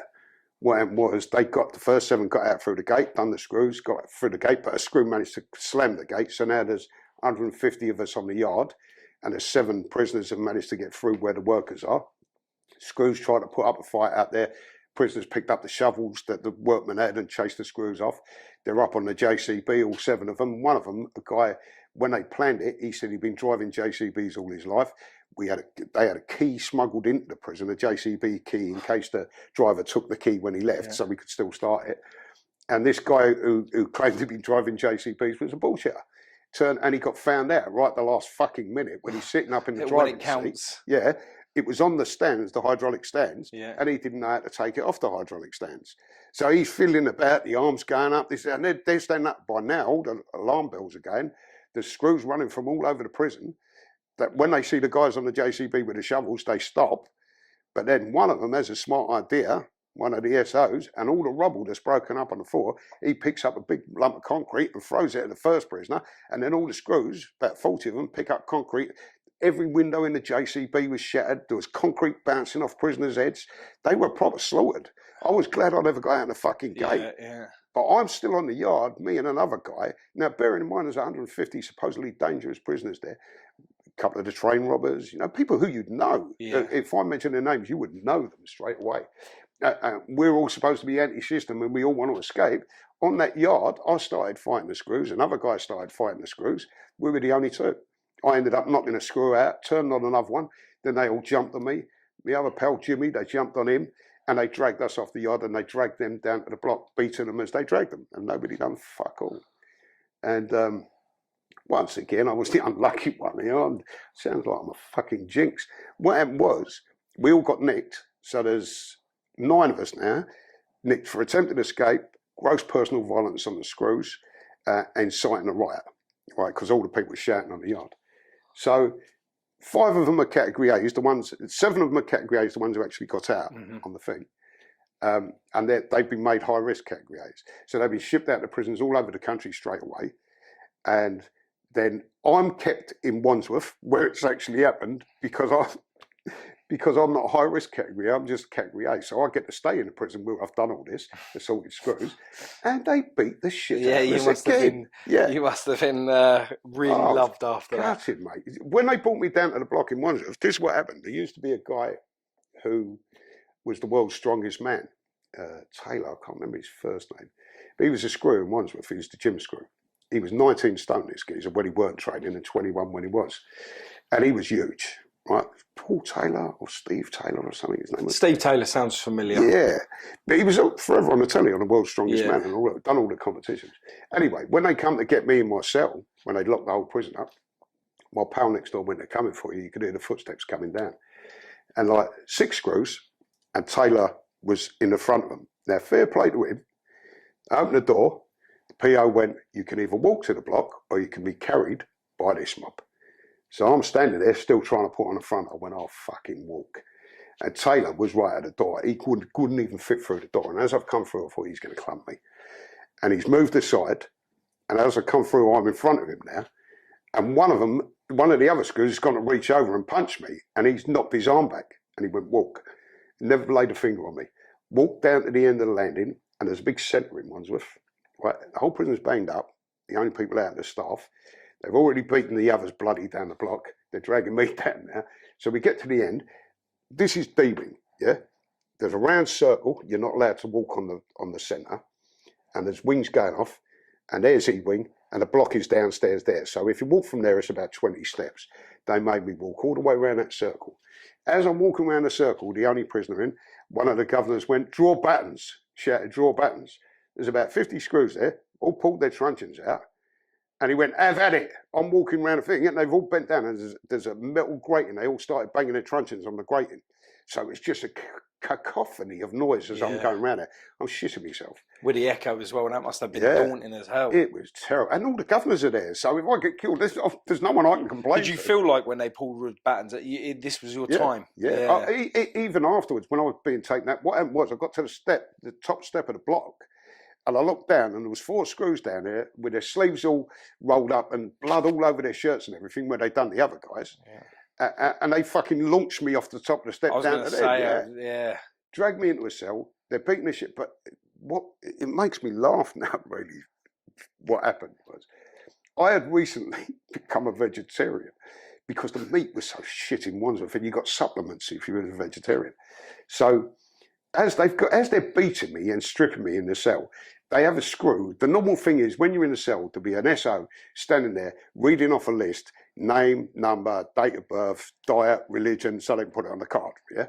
But while he's reading that in a calm voice, I'm getting the shit kicked out of me by 3 screws in the cell, ripping me shirt off, stamping on my feet and everything, pulling the hairs out of my chest. So, and he's at one stage he went, "What diet are you?" And the screws got me. I went vegetarian, and the screws got me by the neck, and he's put his mouth right up in the ear, and he went, "Ah, you were full of fucking beans this morning, you cunt." And I thought, oh my God. But they beat the shit out of us. And I'll tell you what, that's another thing what I hate religion for. One of the people that came down to see us was the priest, the Catholic priest. And they could see, I had a footprint across my face for about 3 weeks. You know, we were battered. We were proper battered. And this priest came to my cell, and I said to him, "Listen, Father, can you do me a favour?" I said, "Can you phone somebody outside and let them know what's happening to us in here?" And he went, "No, I'm sorry, I can't do that." He said, "But I will pray for you." I went, "Fuck off, you prick." So I will pray for you. You can see men being tortured in an institution that you're supposed to be looking after, and you pray for me, you prick. Anyway, after that, the other guys got shipped out, and I stayed there, and I had a trial in front of the Board of Visitors, and I got found not guilty. I couldn't believe it.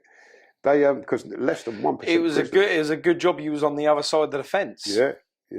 But this funny thing about the trial as well was there was a couple of guys went witness for me, and one of them, I won't mention his name, but he's from North London, and he was a junkie, and he was one of those kind of guys that nobody on the wing really liked. Everyone used to take the piss out of him, a bit of a scrubby, guy who never really got on with anybody. But surprisingly, he put his name down as a witness in my trial to go witness for me. So that's brilliant. So when we're in, they actually have a court in the prison. They had a Board of Visitors, 3 sitting magistrates.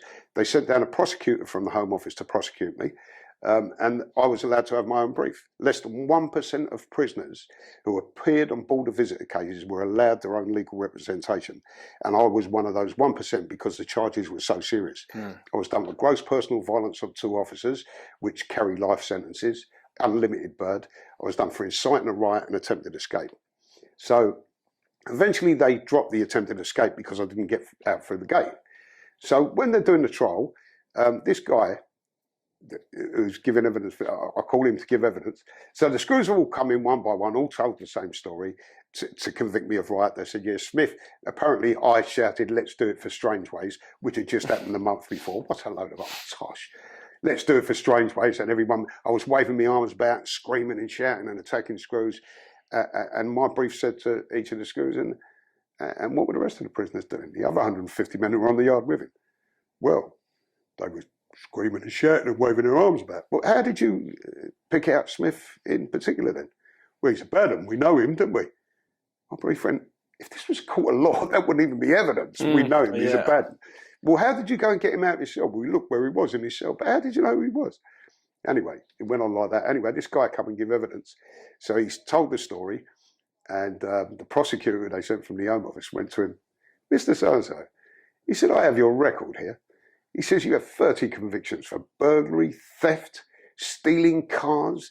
He said, "Why do you expect us to believe a word you say?" And he looked at the Board of Visitors magistrates and he went, "Ask him if there's any convictions on there for perjury." And he said, "You won't find none because I don't lie." He said, "That's why you should believe me. I might be a thief." He said, "But I ain't a liar." And that was great. I thought, "You're brilliant, mate." So, I ended up getting not guilty. I got found guilty on the 2 assaults. I got 56 days solitary confinement for them and 56 days lost from remission. and ended up getting shipped out to Albany. And I was glad to go, to be honest. I was glad to get out of Wandsworth. Because once I got found not guilty, they were gutting even more. Yeah, you must have been thinking, oh, I didn't get no more time, but I'm definitely going to get another hiding for this. Yeah. I did. They left us in a bad way. I mean, they broke 2 of my ribs down and tried to hang me. How did you survive it all, man? I don't know. To be honest with you, I often wonder that, because a lot of people I know, and you look into the reality of this, a lot of long-term prisoners end up getting sectioned and end up in mental hospitals. Loads of them do. Loads every year, go to Broadmoor and places like that, because it's such a waking up every day and thinking, I've got 10 years to do, or I've got 19 years to do, or in my last case, I've got 8 life sentences to do. It's just, how do you keep yourself going? I used to do it one day at a time, and I lived on hate. Hate was what kept me going. Hate. Whenever I felt like as though I was wavering and I couldn't, I'd absolutely hate, I want to fucking slaughter people. This is how I kept myself going. And it was a way of getting up every day and facing the day and going out. Because, I mean, imagine it, right? I mean, I know people think they know about prison. What you don't know is the minutiae, that waking up every single morning for years on end to the same sounds and that door opening and people out there walking around and fucking hate you, and people who might want to kill you just because they're mentally ill. Or I've seen guys coming out of cells like with a sheet wrapped around them, a bed leg and a Bible in the other hand, screaming that God's going to kill all the sinners and start attacking people. I've seen guys run out of cells and just stab about 6 people because they've lost their fucking mind. And I used to see this sort of stuff, and I always thought to myself, I'm never going to get that bad. I'll always hate them so much that it will drive me on. And it drove me. Hate drove me for all them years in jail. And I really did hate them. And I would attack them every opportunity I got. And then when I stopped attacking them physically, when I got a bit of education, I started attacking them via their rule breaking and for writing complaints and stuff. They hated that even more. One PO came to me in Belmarsh once, and he sidled up to me on land, and he said, I used to like you in the old days. He said, when you used to punch one of us up in the air and then we'd give you a good fucking kicking. He said, my desk has got about 3 reams of paperwork that you've put in about complaints. Yeah, knowledge is power. Yeah, a lot of people don't realise that, Like, once you educate yourself in a manner of doing things not physical, you become viewed very, very differently. Yeah. Something that you're very aware of, because the comment you just said about the guy saying he preferred you in your old ways, you smacking them up and them smacking you back would kind of go unmissed to other people because it's a natural thing for them. They kept it within the circle of what it was. But as soon as you start creating knowledge within yourself and you become aware that a letter is more powerful than a fist or fighting back in a physical form, you become feared in a different way. Feared, and they tend to look at you and view you differently, and then probably even treat you differently. Because, they do, because they know, once you know, I'll tell you how bad it became or how good it became for me. I did an A-level in law, simply so I could fight the system. That's the only reason I've done that A-level, passed it, and then I've done a degree in journalism. And it was all to fight the system. That was my main aim, was to fight the system and to show it up for what it was. And once I started fighting the system in that way, they hated me even more, but there was nothing they could really do, because I ended up learning the rules so well. What you got to imagine, most of your staff on the wings, most of your screws on the wings, they ain't got a clue about the rules. Unless they're an old timer and they've been through it all, they don't know. You ask a screw, this is the most common thing you hear in jail. Gov, how'd you do so-and-so? What's the rule on that? I'll go and ask someone, or I'll find out for you, because they don't know. So I made it my job to know the rules, so I could pull them every time I broke the rules. But I was never a sort of a petty rule. I didn't pull them over petty rules. I always pulled them over something fucking serious. And it became so good, and I became so good at, known as a barrack room lawyer in prison, that giving people legal advice and whatever, that it came to the stage, and I'm not joking, where I could make up the prison rules and they would believe them. Really? I had it one day, a geezer got nicked moved into a cell. They spun his cell an hour later, he's a mate of mine, and found a knife in the mattress, a blade in the mattress. So they nicked him for possession. So they took him down to the block, and then they give him bail back to the wing. His case was going to be the next week. And he come to see me, and he said, look, they found this knife in the bed. What can I do? I said, well, was it in your possession? He said, no, but they're saying the cell is my possession because it's my cell. So everything in the cell belongs to me, and everything in the cell is down to me. So I thought about it for a while, and I said, and in the end, he come back to me, and I couldn't be bothered looking it up. So I made up a rule. I said, look, just tell the governor this. Rule 37, paragraph B, says that nothing in the prisoner's cell is the prisoner's own possession unless he has signed for it on reception and it actually is his possession. Otherwise, you can't be done for it because it belongs to the Home Office and you want to charge the Home Office with possession of the blade. Now, I never thought for a minute that was going to fucking work. I made it up on the spur of the moment. He come back about an hour later, went, brilliant. He said, they dropped the charge. He said, because the governor said, yeah, I can see that. And I went, wow, that'll do. So then when Screws would say, I would go up to Screws and I would say, they'd be sitting there and I'd say something like, so I needed a toilet roll.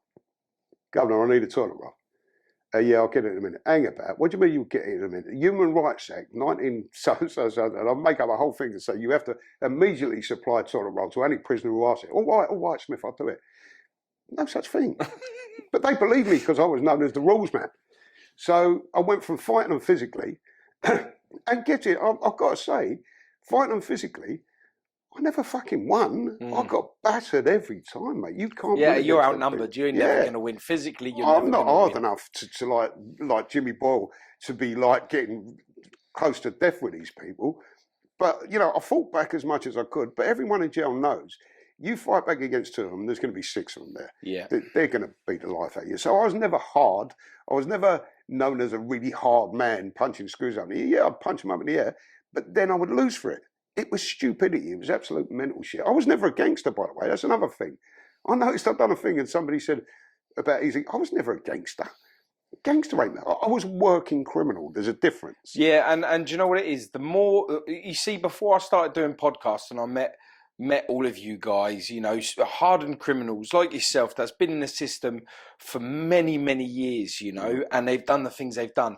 When you say to them, do you class yourself as a criminal or a gangster? People, they'd either say, tell me what a gangster is.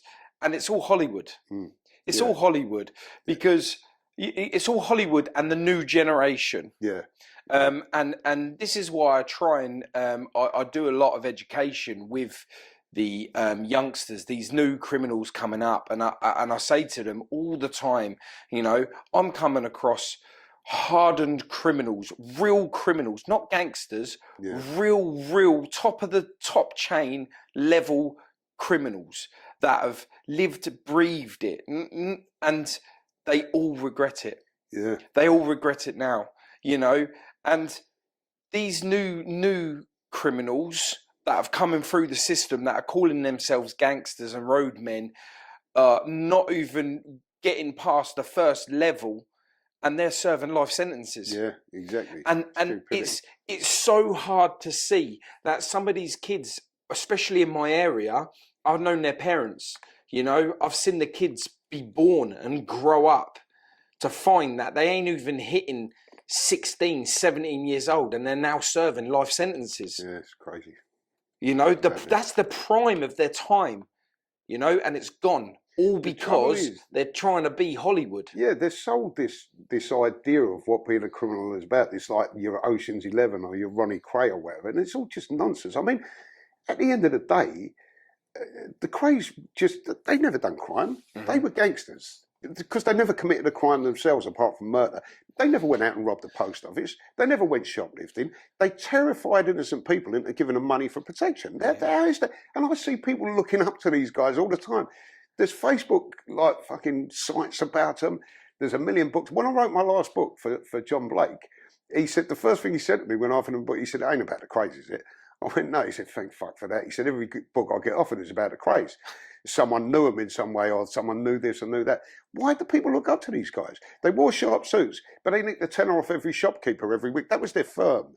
They didn't go out and commit the great train robbery. They weren't proper working criminals. They were gangsters. So I'm not one of them. I'm down at the coalface when I was a criminal. I'm out there robbing every fucking day. That's what I do. Yeah, I'm not sitting in some swanky office in a £10,000 suit giving orders on a phone. No, mate, I'm out there with the guys on the street. That's what I've done. So that's why I hate it when people say, a lot of youngsters say, oh, you're a gangster. I wasn't a gangster. I'm not a fucking gangster. I didn't have a gang. Yeah, I had a few guys who I worked with, but we weren't, Old school was firm. Yeah. We weren't gangsters. That was nonsense. But, I mean, the papers try and do it as well. I've been called a gangster in the papers. Absolute rubbish, man. But then I've been called a murderer as well, and I ain't never killed no one, so. Yeah, you've been labelled that, yeah? Yeah, a few times. What made them come up with that? Well, I got arrested 3 times for murder, but I was never convicted, and in fact, I never committed the murders. I happened to be in the wrong place at the wrong time when certain things happened, so, I mean, I've never... and if your face fits, right? That's it, yeah. I mean, once you've got previous... This is the difference between someone like me with previous convictions and someone with no previous convictions. You get stopped in a motor by a uniformed copper and they go, hello, sir, where are you going? Yeah. Oh, what's your name? Yeah, we'll check you out. And they get on the radio and they come back, okay, on your way. When they check me out, they come back and go, all right, sunshine, where do you think you're going then? Going to rob a bank? You don't get the same feeling that normal people get from the police, because once they check you out, that's it, you're labelled. Everyone's wearing labels, and it just annoys me. Minus being arrested for 3 murders, which you was proven that you was not guilty. What was most of your offences over? Armed robbery. Robbery. I mean, most I'd say I've got about 56 previous convictions. Most of them for armed robberies, bank robbery, possession of firearms. I got done for possession of explosives, which sounds like, that sounds fantastically what it was.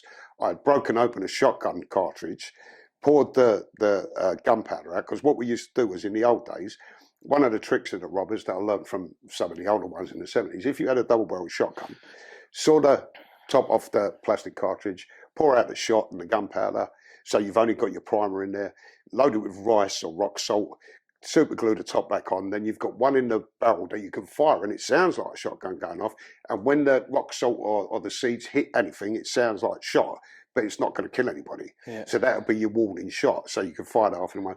So I had a couple of shotgun cartridges open, doing that, getting ready to make them up for him when I got raided, and they found the gun and done me for explosives.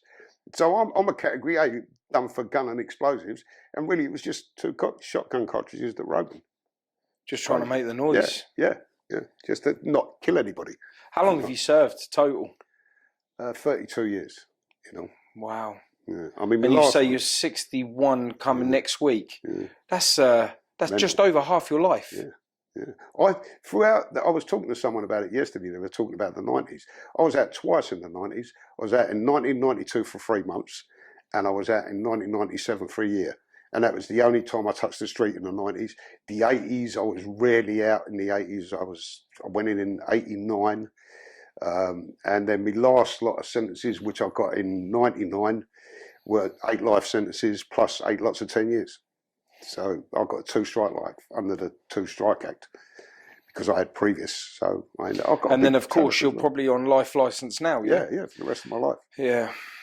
Yeah, so like you could literally do anything, and like you say, when you come out of jail, the first three years, you've been out 11 years now. So you said 11 years, wasn't it? Yeah. So for the first 3 years, you said that you really have to. You was talking to people like you were still in prison and that lot. At any given time in that 3 years, in the way that you would have approached somebody, if they would have found that you was intimidating in any way, that's you gone again. Yeah, I had to be very careful. I mean, I remember a lot of my flashpoints for some reason were on trains. I don't drive. I couldn't get my license. In fact, the last time I failed was here, but for not passing the car on the way out.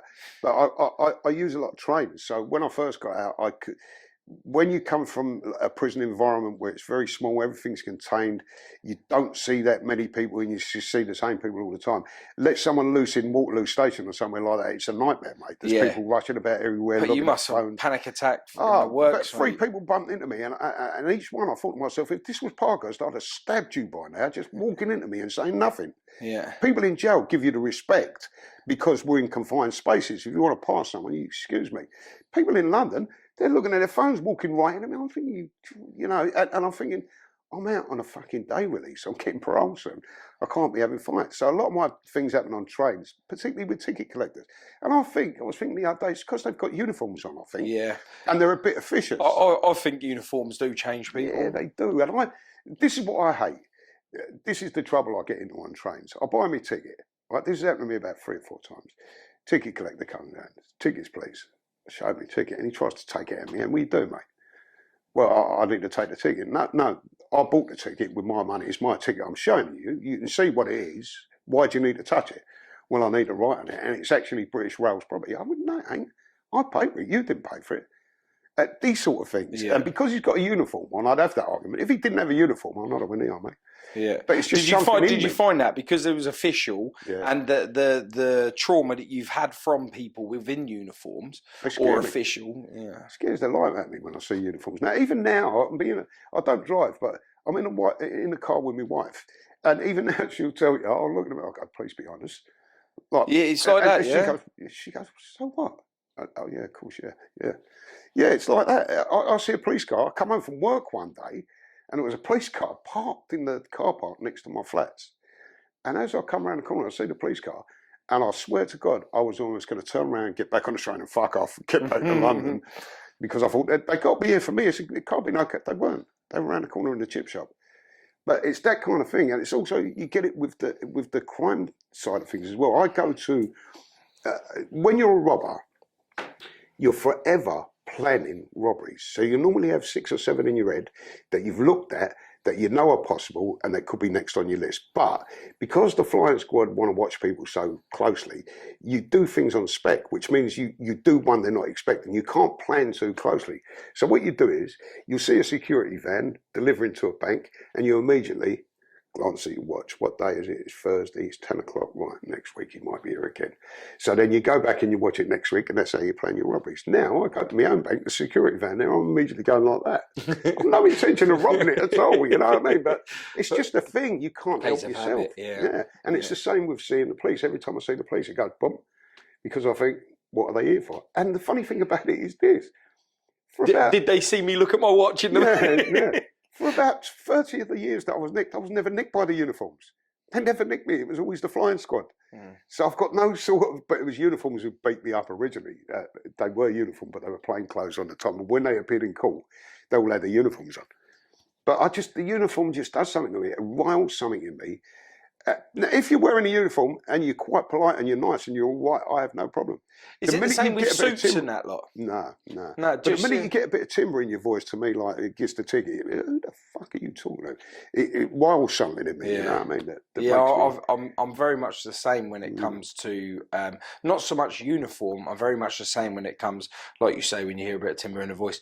But I'm like, who the fuck are you talking to? You don't know, mate. You don't know what can happen to you. Yeah, and it's like, but the scary thing is now is today's day and age, you'd look at someone that can't even grow a beard that's carrying a Rambo knife and ready to take your life. Yeah, you know. Yeah. So the days of being the way that you used to be, or I used to be when years back, you know, is long gone, because the person that's taken your life is the one that's barely just come out of nappies and is like can't even grow a beard, and they're these young-faced young criminals, and it's so hard to get through to them that, like, you know, this isn't the way.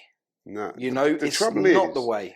The trouble is, once you've seen a lot in the past, say 15 years, of youngsters, 19, 20, 21, getting sentences of like 35 and 40 years for really bad shootings and killings and whatever. Now, you know, by the time you get that 35 years at the age of 19 and you spent your first year in jail, you know you've wasted your life. But there's nothing you can do. It's too late.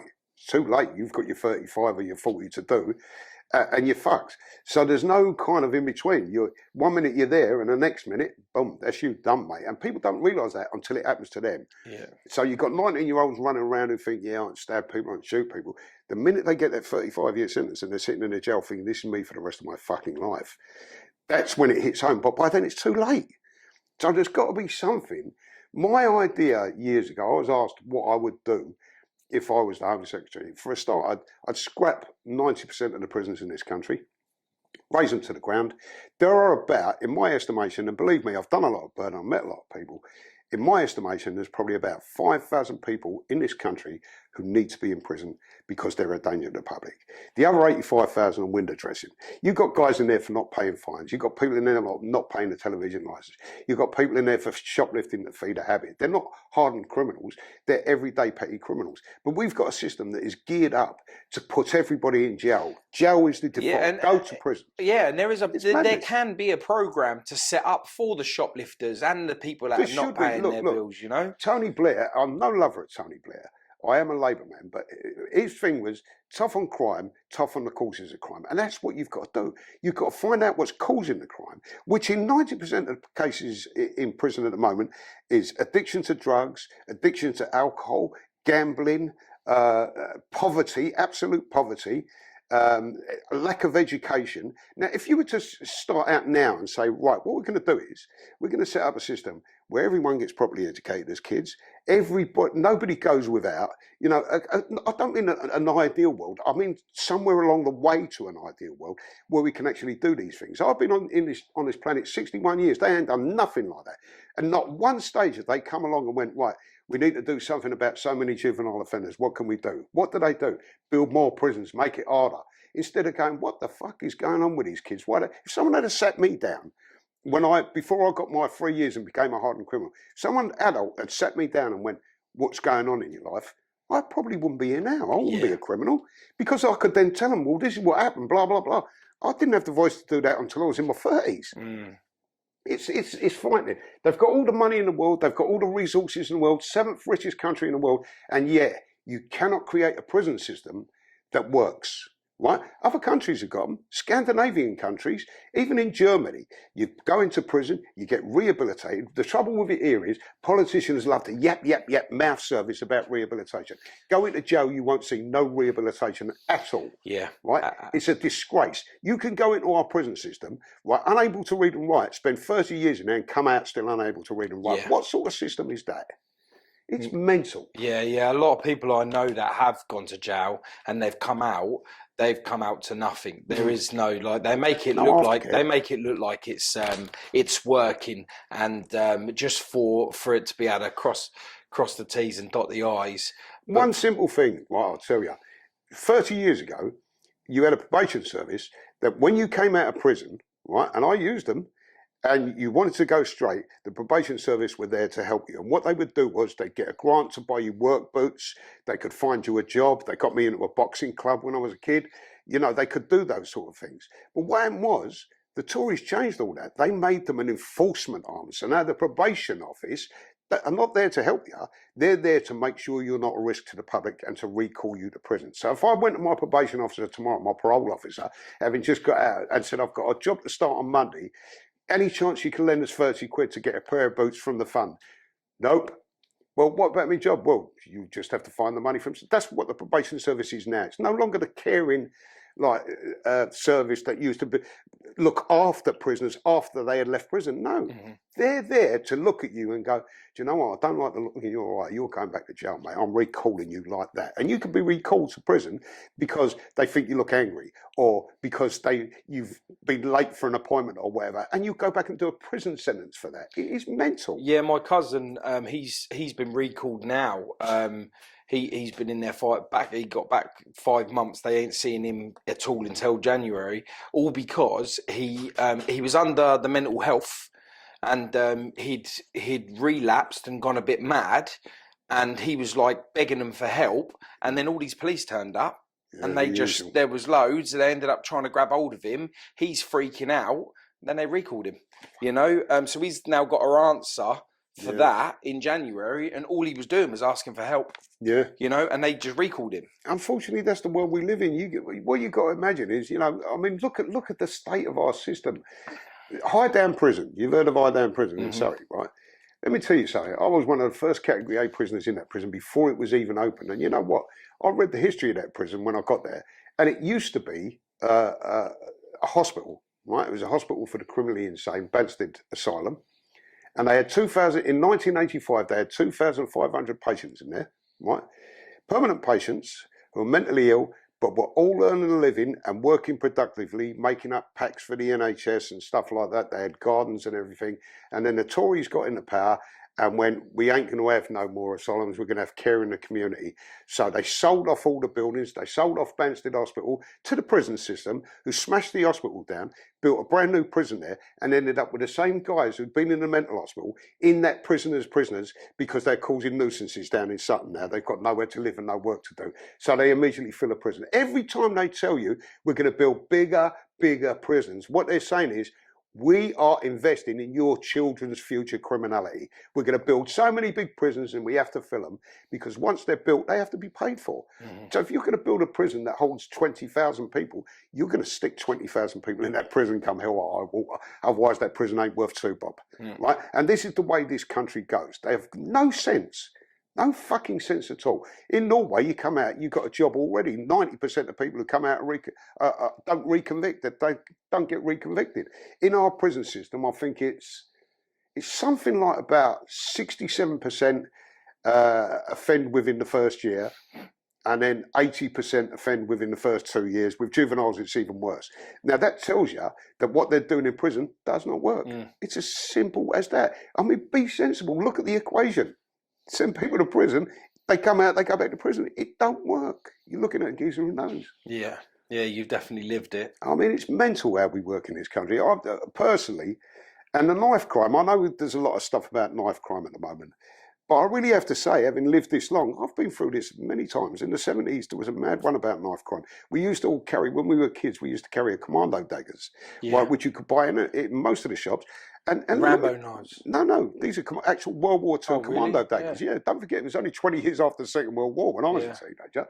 You could go into shops down in Tooting and you could buy an original commando dagger. They cost £3. They were a must-have accessory for kids, but the must-have accessory was this one. You got a normal one, which is a double-edged blade, right? And it's got a big nut on the end of it, so the commandos could, when they creep up on people, either cosh them on the head, behind the ear and knock them out, or cut their throat. But the one that everyone wanted, and they sold this to kids, was the black bladed one.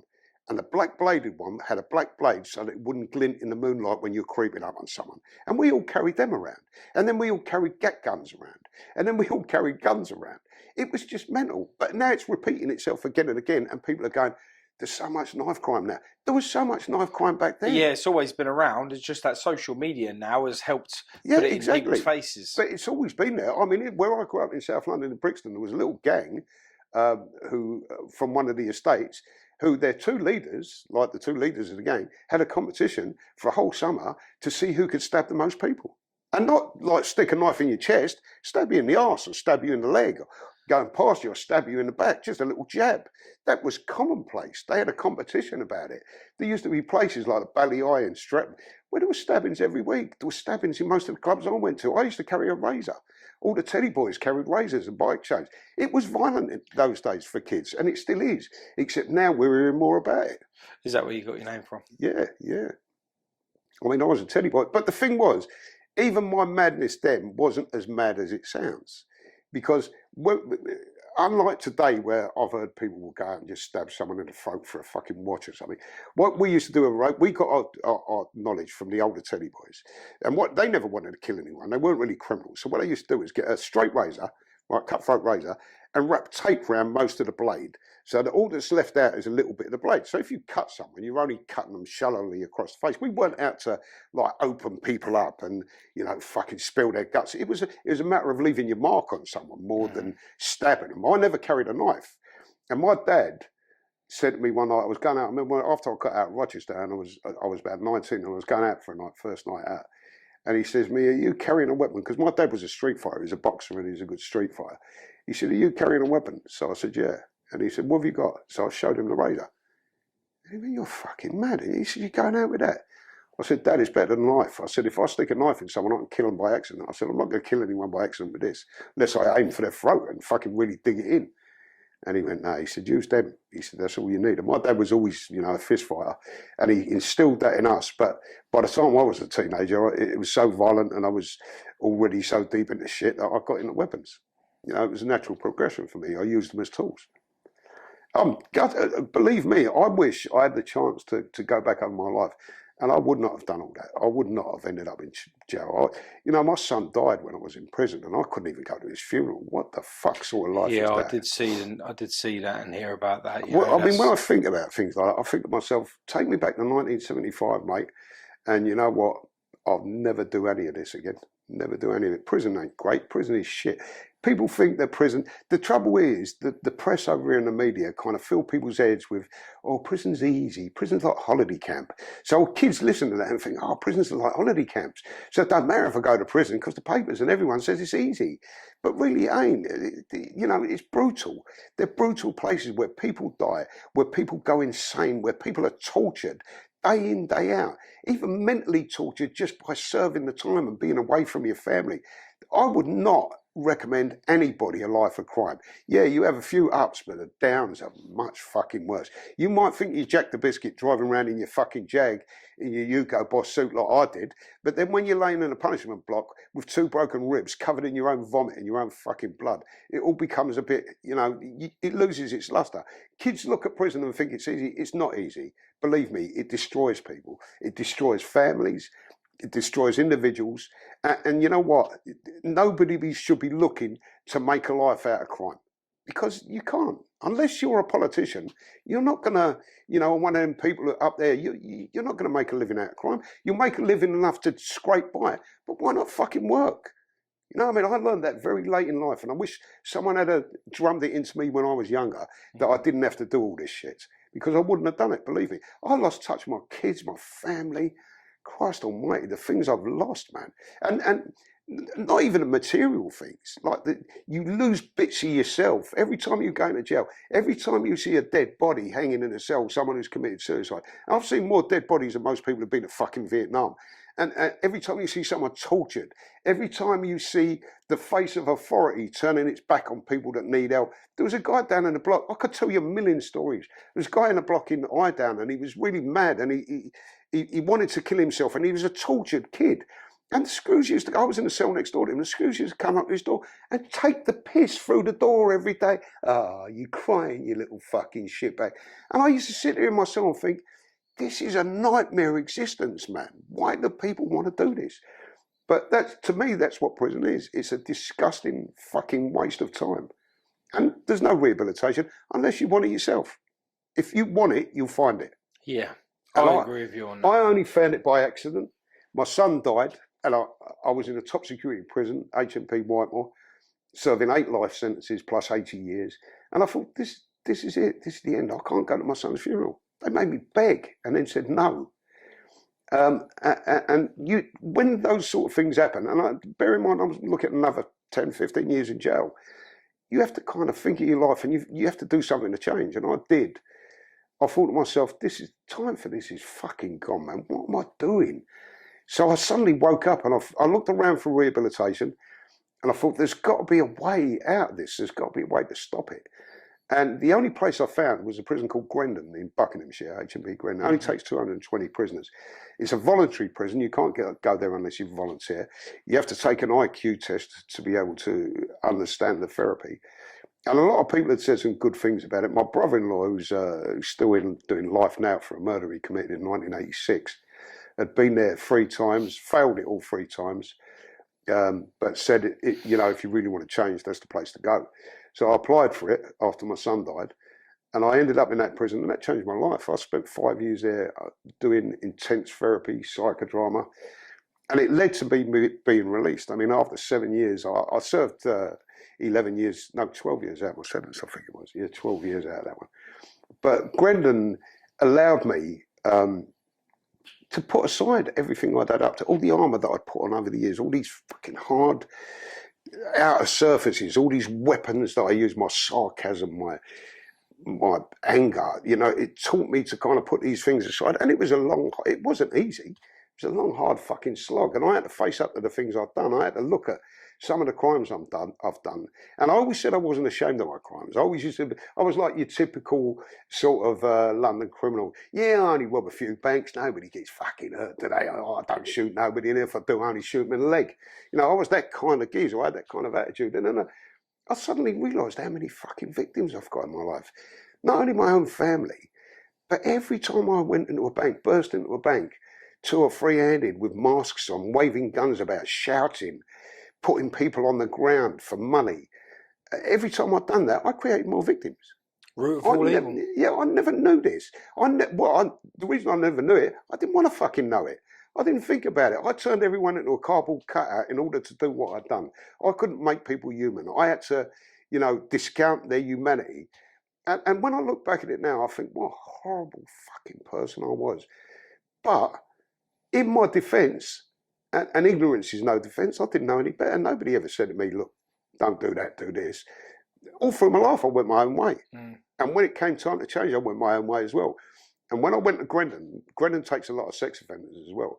And it's got a bit of a reputation that, like, sort of normal people would be a bit dubious about going to Grendon because of the nonsense there. And you have to not beat them up. It's part of their thing. And I'd been a member of an organisation in the top security dispersal prisons for years called Dargan, which was direct action against grasses and nonsense. We went and tortured, stabbed, bottled, set light to nonsense all over the prison system. And I'd been doing it for a long time. And I had to then go to this prison where, in order to change my life, I had to deal with these people and not attack them. One of the rules is in Grendon is no violence. You stay in your chair no matter what is said. And it was most people do 2 years out. I'd done 5 years and then 2 years in semi-open before I was released. And it taught me a lot. It taught me what I'd been doing. And a lot of people, I realised, will happily go along in their ignorance because they don't know any better. They don't know any better. Nobody ever intervenes. Yeah, they put me in prison, and people think that when they put you in prison, they go, oh, what you was doing there was naughty, and this is why they don't make no connection. There's no connection with it. I commit a crime. If I get nicked, I go to jail. That's part of the thing, And like they used to say in Porridge, it's an occupational hazard. It really is. So prison becomes part of your life because crime is part of your life. Yeah. Violence becomes part of your life because if you're not violent in prison, you're a fucking victim. So all these things suddenly come on you. And if they stop kids, my idea is this: close the prisons down, right? Make 4 prisons in this country and turn them into universities for people under 21. So that if you commit a crime, if you're an addict or, they'll help you with your addiction and whatever and get you a job and teach you a trade. They don't do that in prison anymore.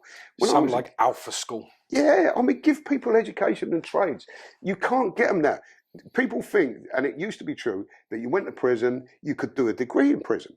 Fantastic. Nowadays, if you go to prison, this is what they've made prison right now. If you go to prison and you want to take your A-levels or something like that, prison don't pay for that. You as a prisoner have to write personally to a charity outside to fund you for education in prison. They will teach you A and B, levels A and B, and that is it, mate. They want to keep you ignorant. A lot of people think it's so they'll always have a job in future, but that's a bit of a conspiracy theory thing. But they don't teach you nothing in jail. Seriously, they don't. You look, how can you almost forcing you to reoffend? Yeah, how can you rehabilitate in a place where you're surrounded by people who are criminals and other people whose job it is for you to be criminals? You can't do it. You can't teach people rehabilitation in prison unless they absolutely want it and they're desperate for it. Yeah, they need you to reoffend so they can keep it open. And they can keep the funding coming in and everything else. Because I guess it's easier to make an already criminal to come back than what it would do to try and create a brand new one from scratch. Because you think of all the prison officers employed, where would they go? Because you can only have so many traffic wardens before there's too many of them. You know what I mean? So, it is a big business, and people don't realise. In the last 10, 15 years, it's become so privatised. All the canteen is privatised. Bookers, they've got a monopoly on prison. They can sell, and you can't buy from nobody else. Yeah, they've got catalogues now that have to be recommended by the Home Office, and most of them are run by ex-screws who will charge prisoners for stuff they're allowed to have in prison, but over the odds. Yeah. I mean, the food is privatised.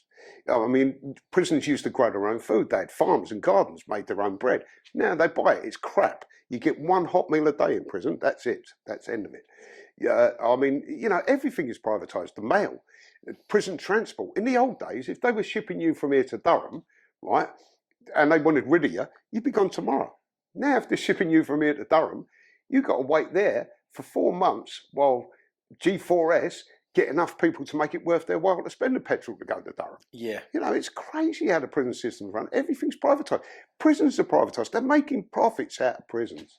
And that's why they'll always be full. And that's why the Tories have always got plans to build super prisons, super max prisons, loads of prisons, because they want your kids in those prisons, bringing them in money. Simple as that. Yeah, I agree with you on that. I mean, sometimes I get a bit ranty. No, do you know what it is? It's nice to hear the passion because you've lived it, so you know what it's like, and you know that what it needs to do to make the change.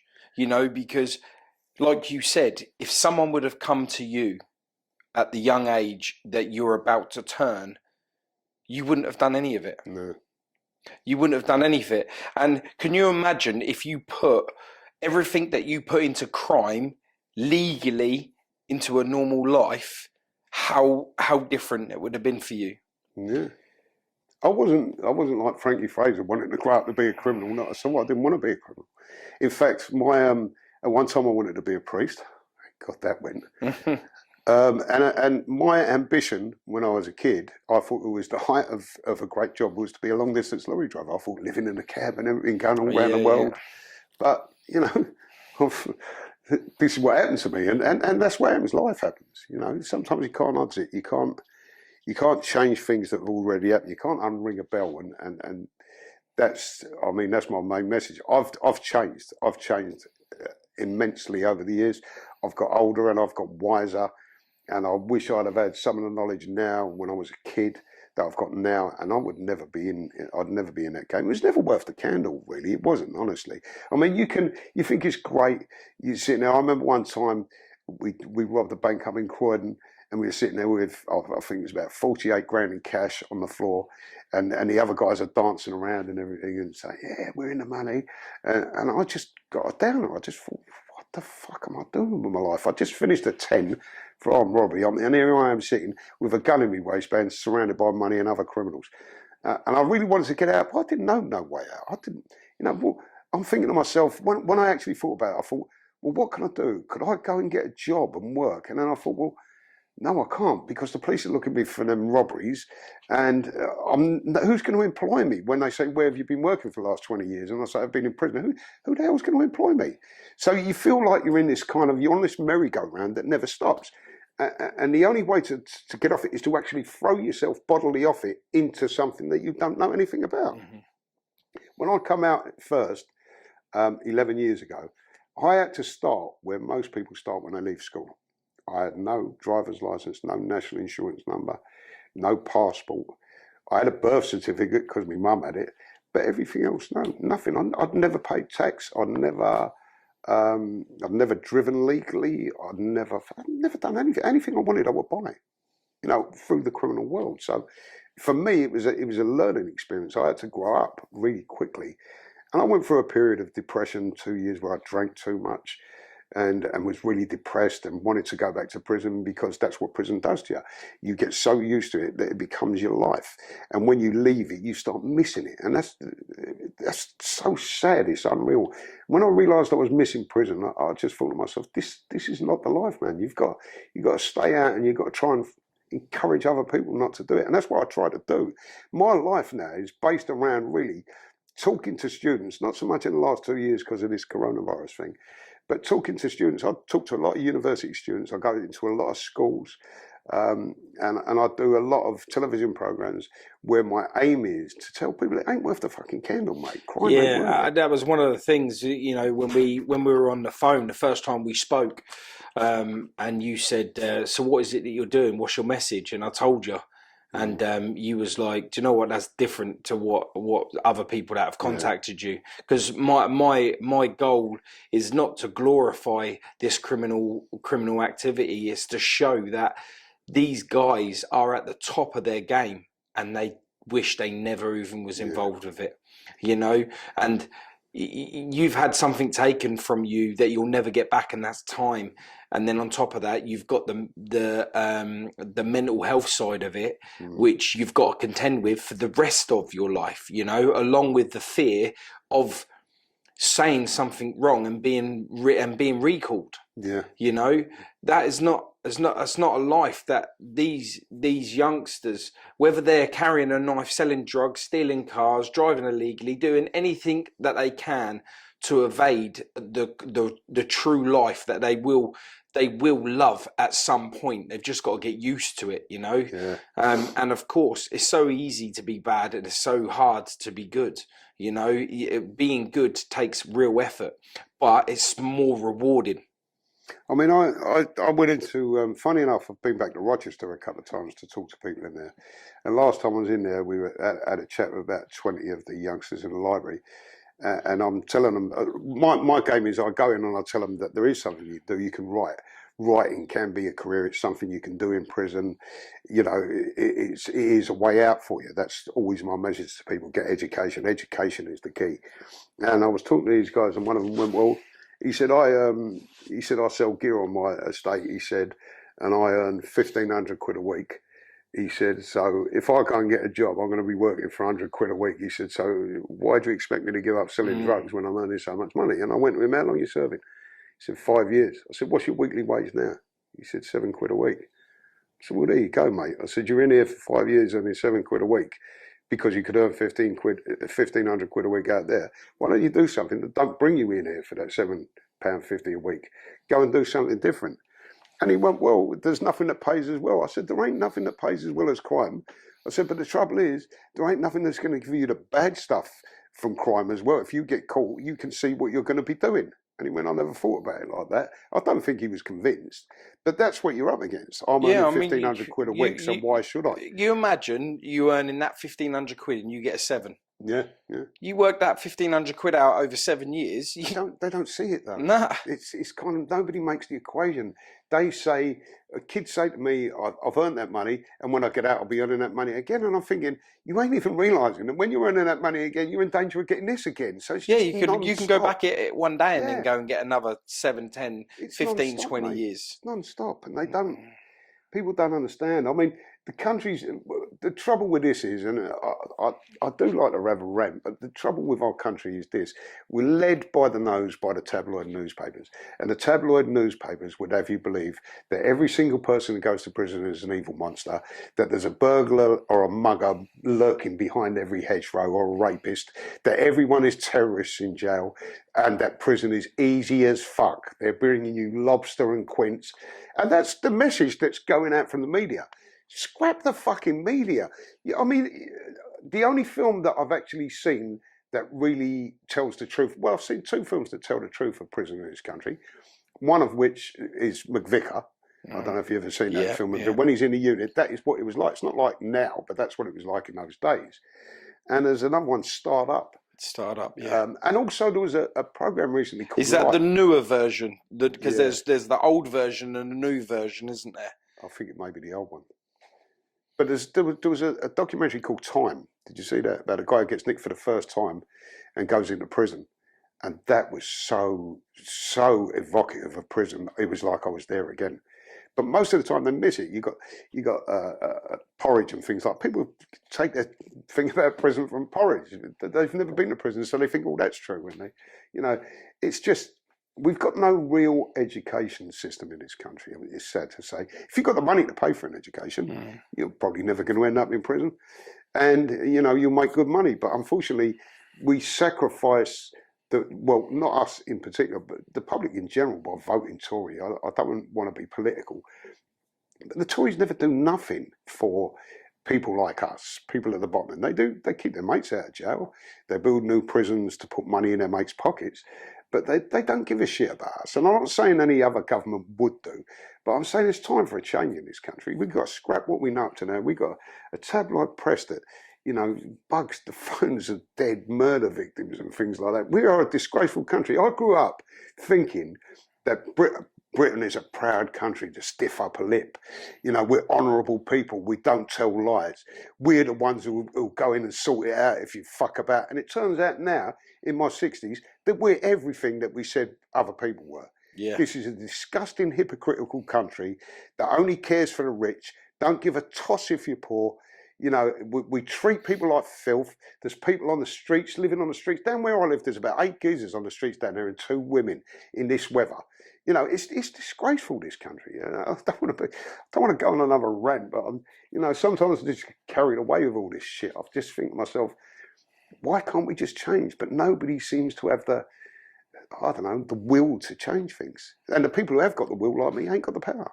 Yeah, and I think fear steps in there as well, you know, of change. Yeah. You know, we learn to live with the time and we just go along with it just in case we get reprimanded for standing up, you know, and making the change. Of course, like, you know, there is people in place like food kitchens and stuff, but yeah, you're feeding them, but they're still on the streets. Exactly. There's still, you know, the fear of they might not wake up because of frost, you know, and all of the above. And we walk past them on a daily basis and treat them like, oh, get away from me. You're a crackhead. You're a smackhead. You're all of the things. But if they stopped and just said, what's your deal, mate? Can you imagine how much that would change that person that day? That re-spark that faith in humanity. Yeah. Which is why I've got so much respect for people like Terry Ellis and Joey Barnett. I mean, Joey's out there feeding homeless, him and his missus. He goes round and gets... This is a guy who was a hardened armed robber, you know, for years. I've done bird with him, Whitemoor and places like that. This guy was, you know, he didn't fuck about.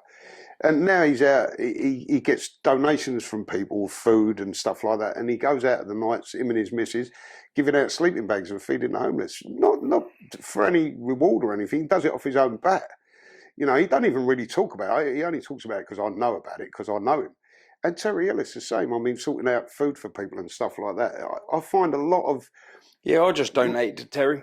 Brilliant. I just Much to my donated to Terry. surprise, a lot of ex-prisoners now who were really bad bastards in the 80s and 90s, who you would class as really terrible, violent criminals, have now changed their ways. And they're, despite prison, I have to say, Terry went through Grendon as well, but he didn't get what I got out of it. He actually wanted to change himself.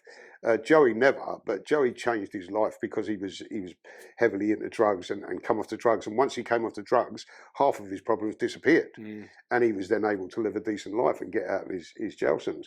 But it encourages me that so many ex-criminals and prisoners are actually doing things to put the next generation off going into prison. We never had this. When I was a kid, prison was glamorous. Being a criminal, you were John McVicker or you were the Reggie Cray or the Great Train Robbers. You know, to us it was glamorous. It ain't no more. No, sure and do you know what it is?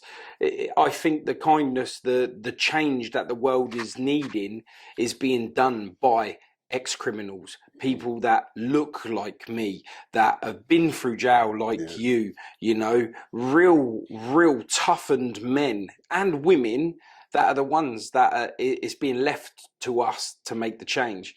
When there's people in power that could easily do it just like that, you know. That's the annoying thing. And we hit brick walls on a daily, but yet we still do it.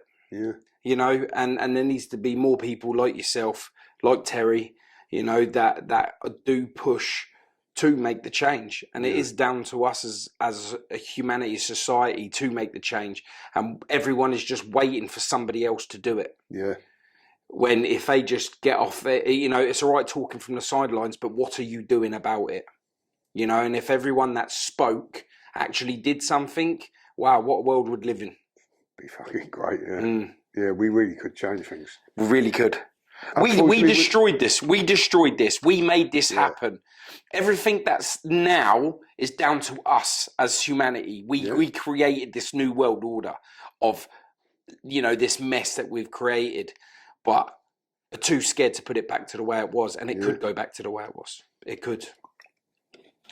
Yeah, I just find it all depressing sometimes. Yeah. Yeah, so I listen, your message has been real clear today with whereabouts you know you're destined to travel with your message, and it's positivity.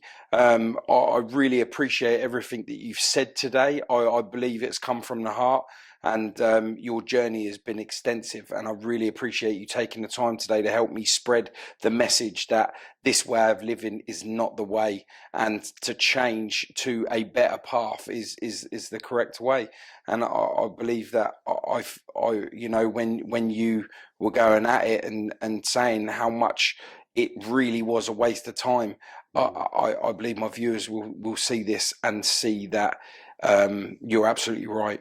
Thanks for that, Paul. No, I really that, yeah. appreciate it. I appreciate you. I appreciate your time. I know you don't do too many of these, and I really appreciate that you've took the time to be able to help me spread the message of positivity to stay away from crime. It's very important to me that these generations understand this before it's too late, and you lose half your life in the system, you know. So I thank you very much from the bottom of my heart. And if you ever need anything in the future, you know, you want some filming done, anything like that, whatever you need, you just give me a bell and I'd be there straight away for you. Cheers, mate. My pleasure. You're a top guy, and I really appreciate it. Thank you very much. Nice one. Thank you. Cheers.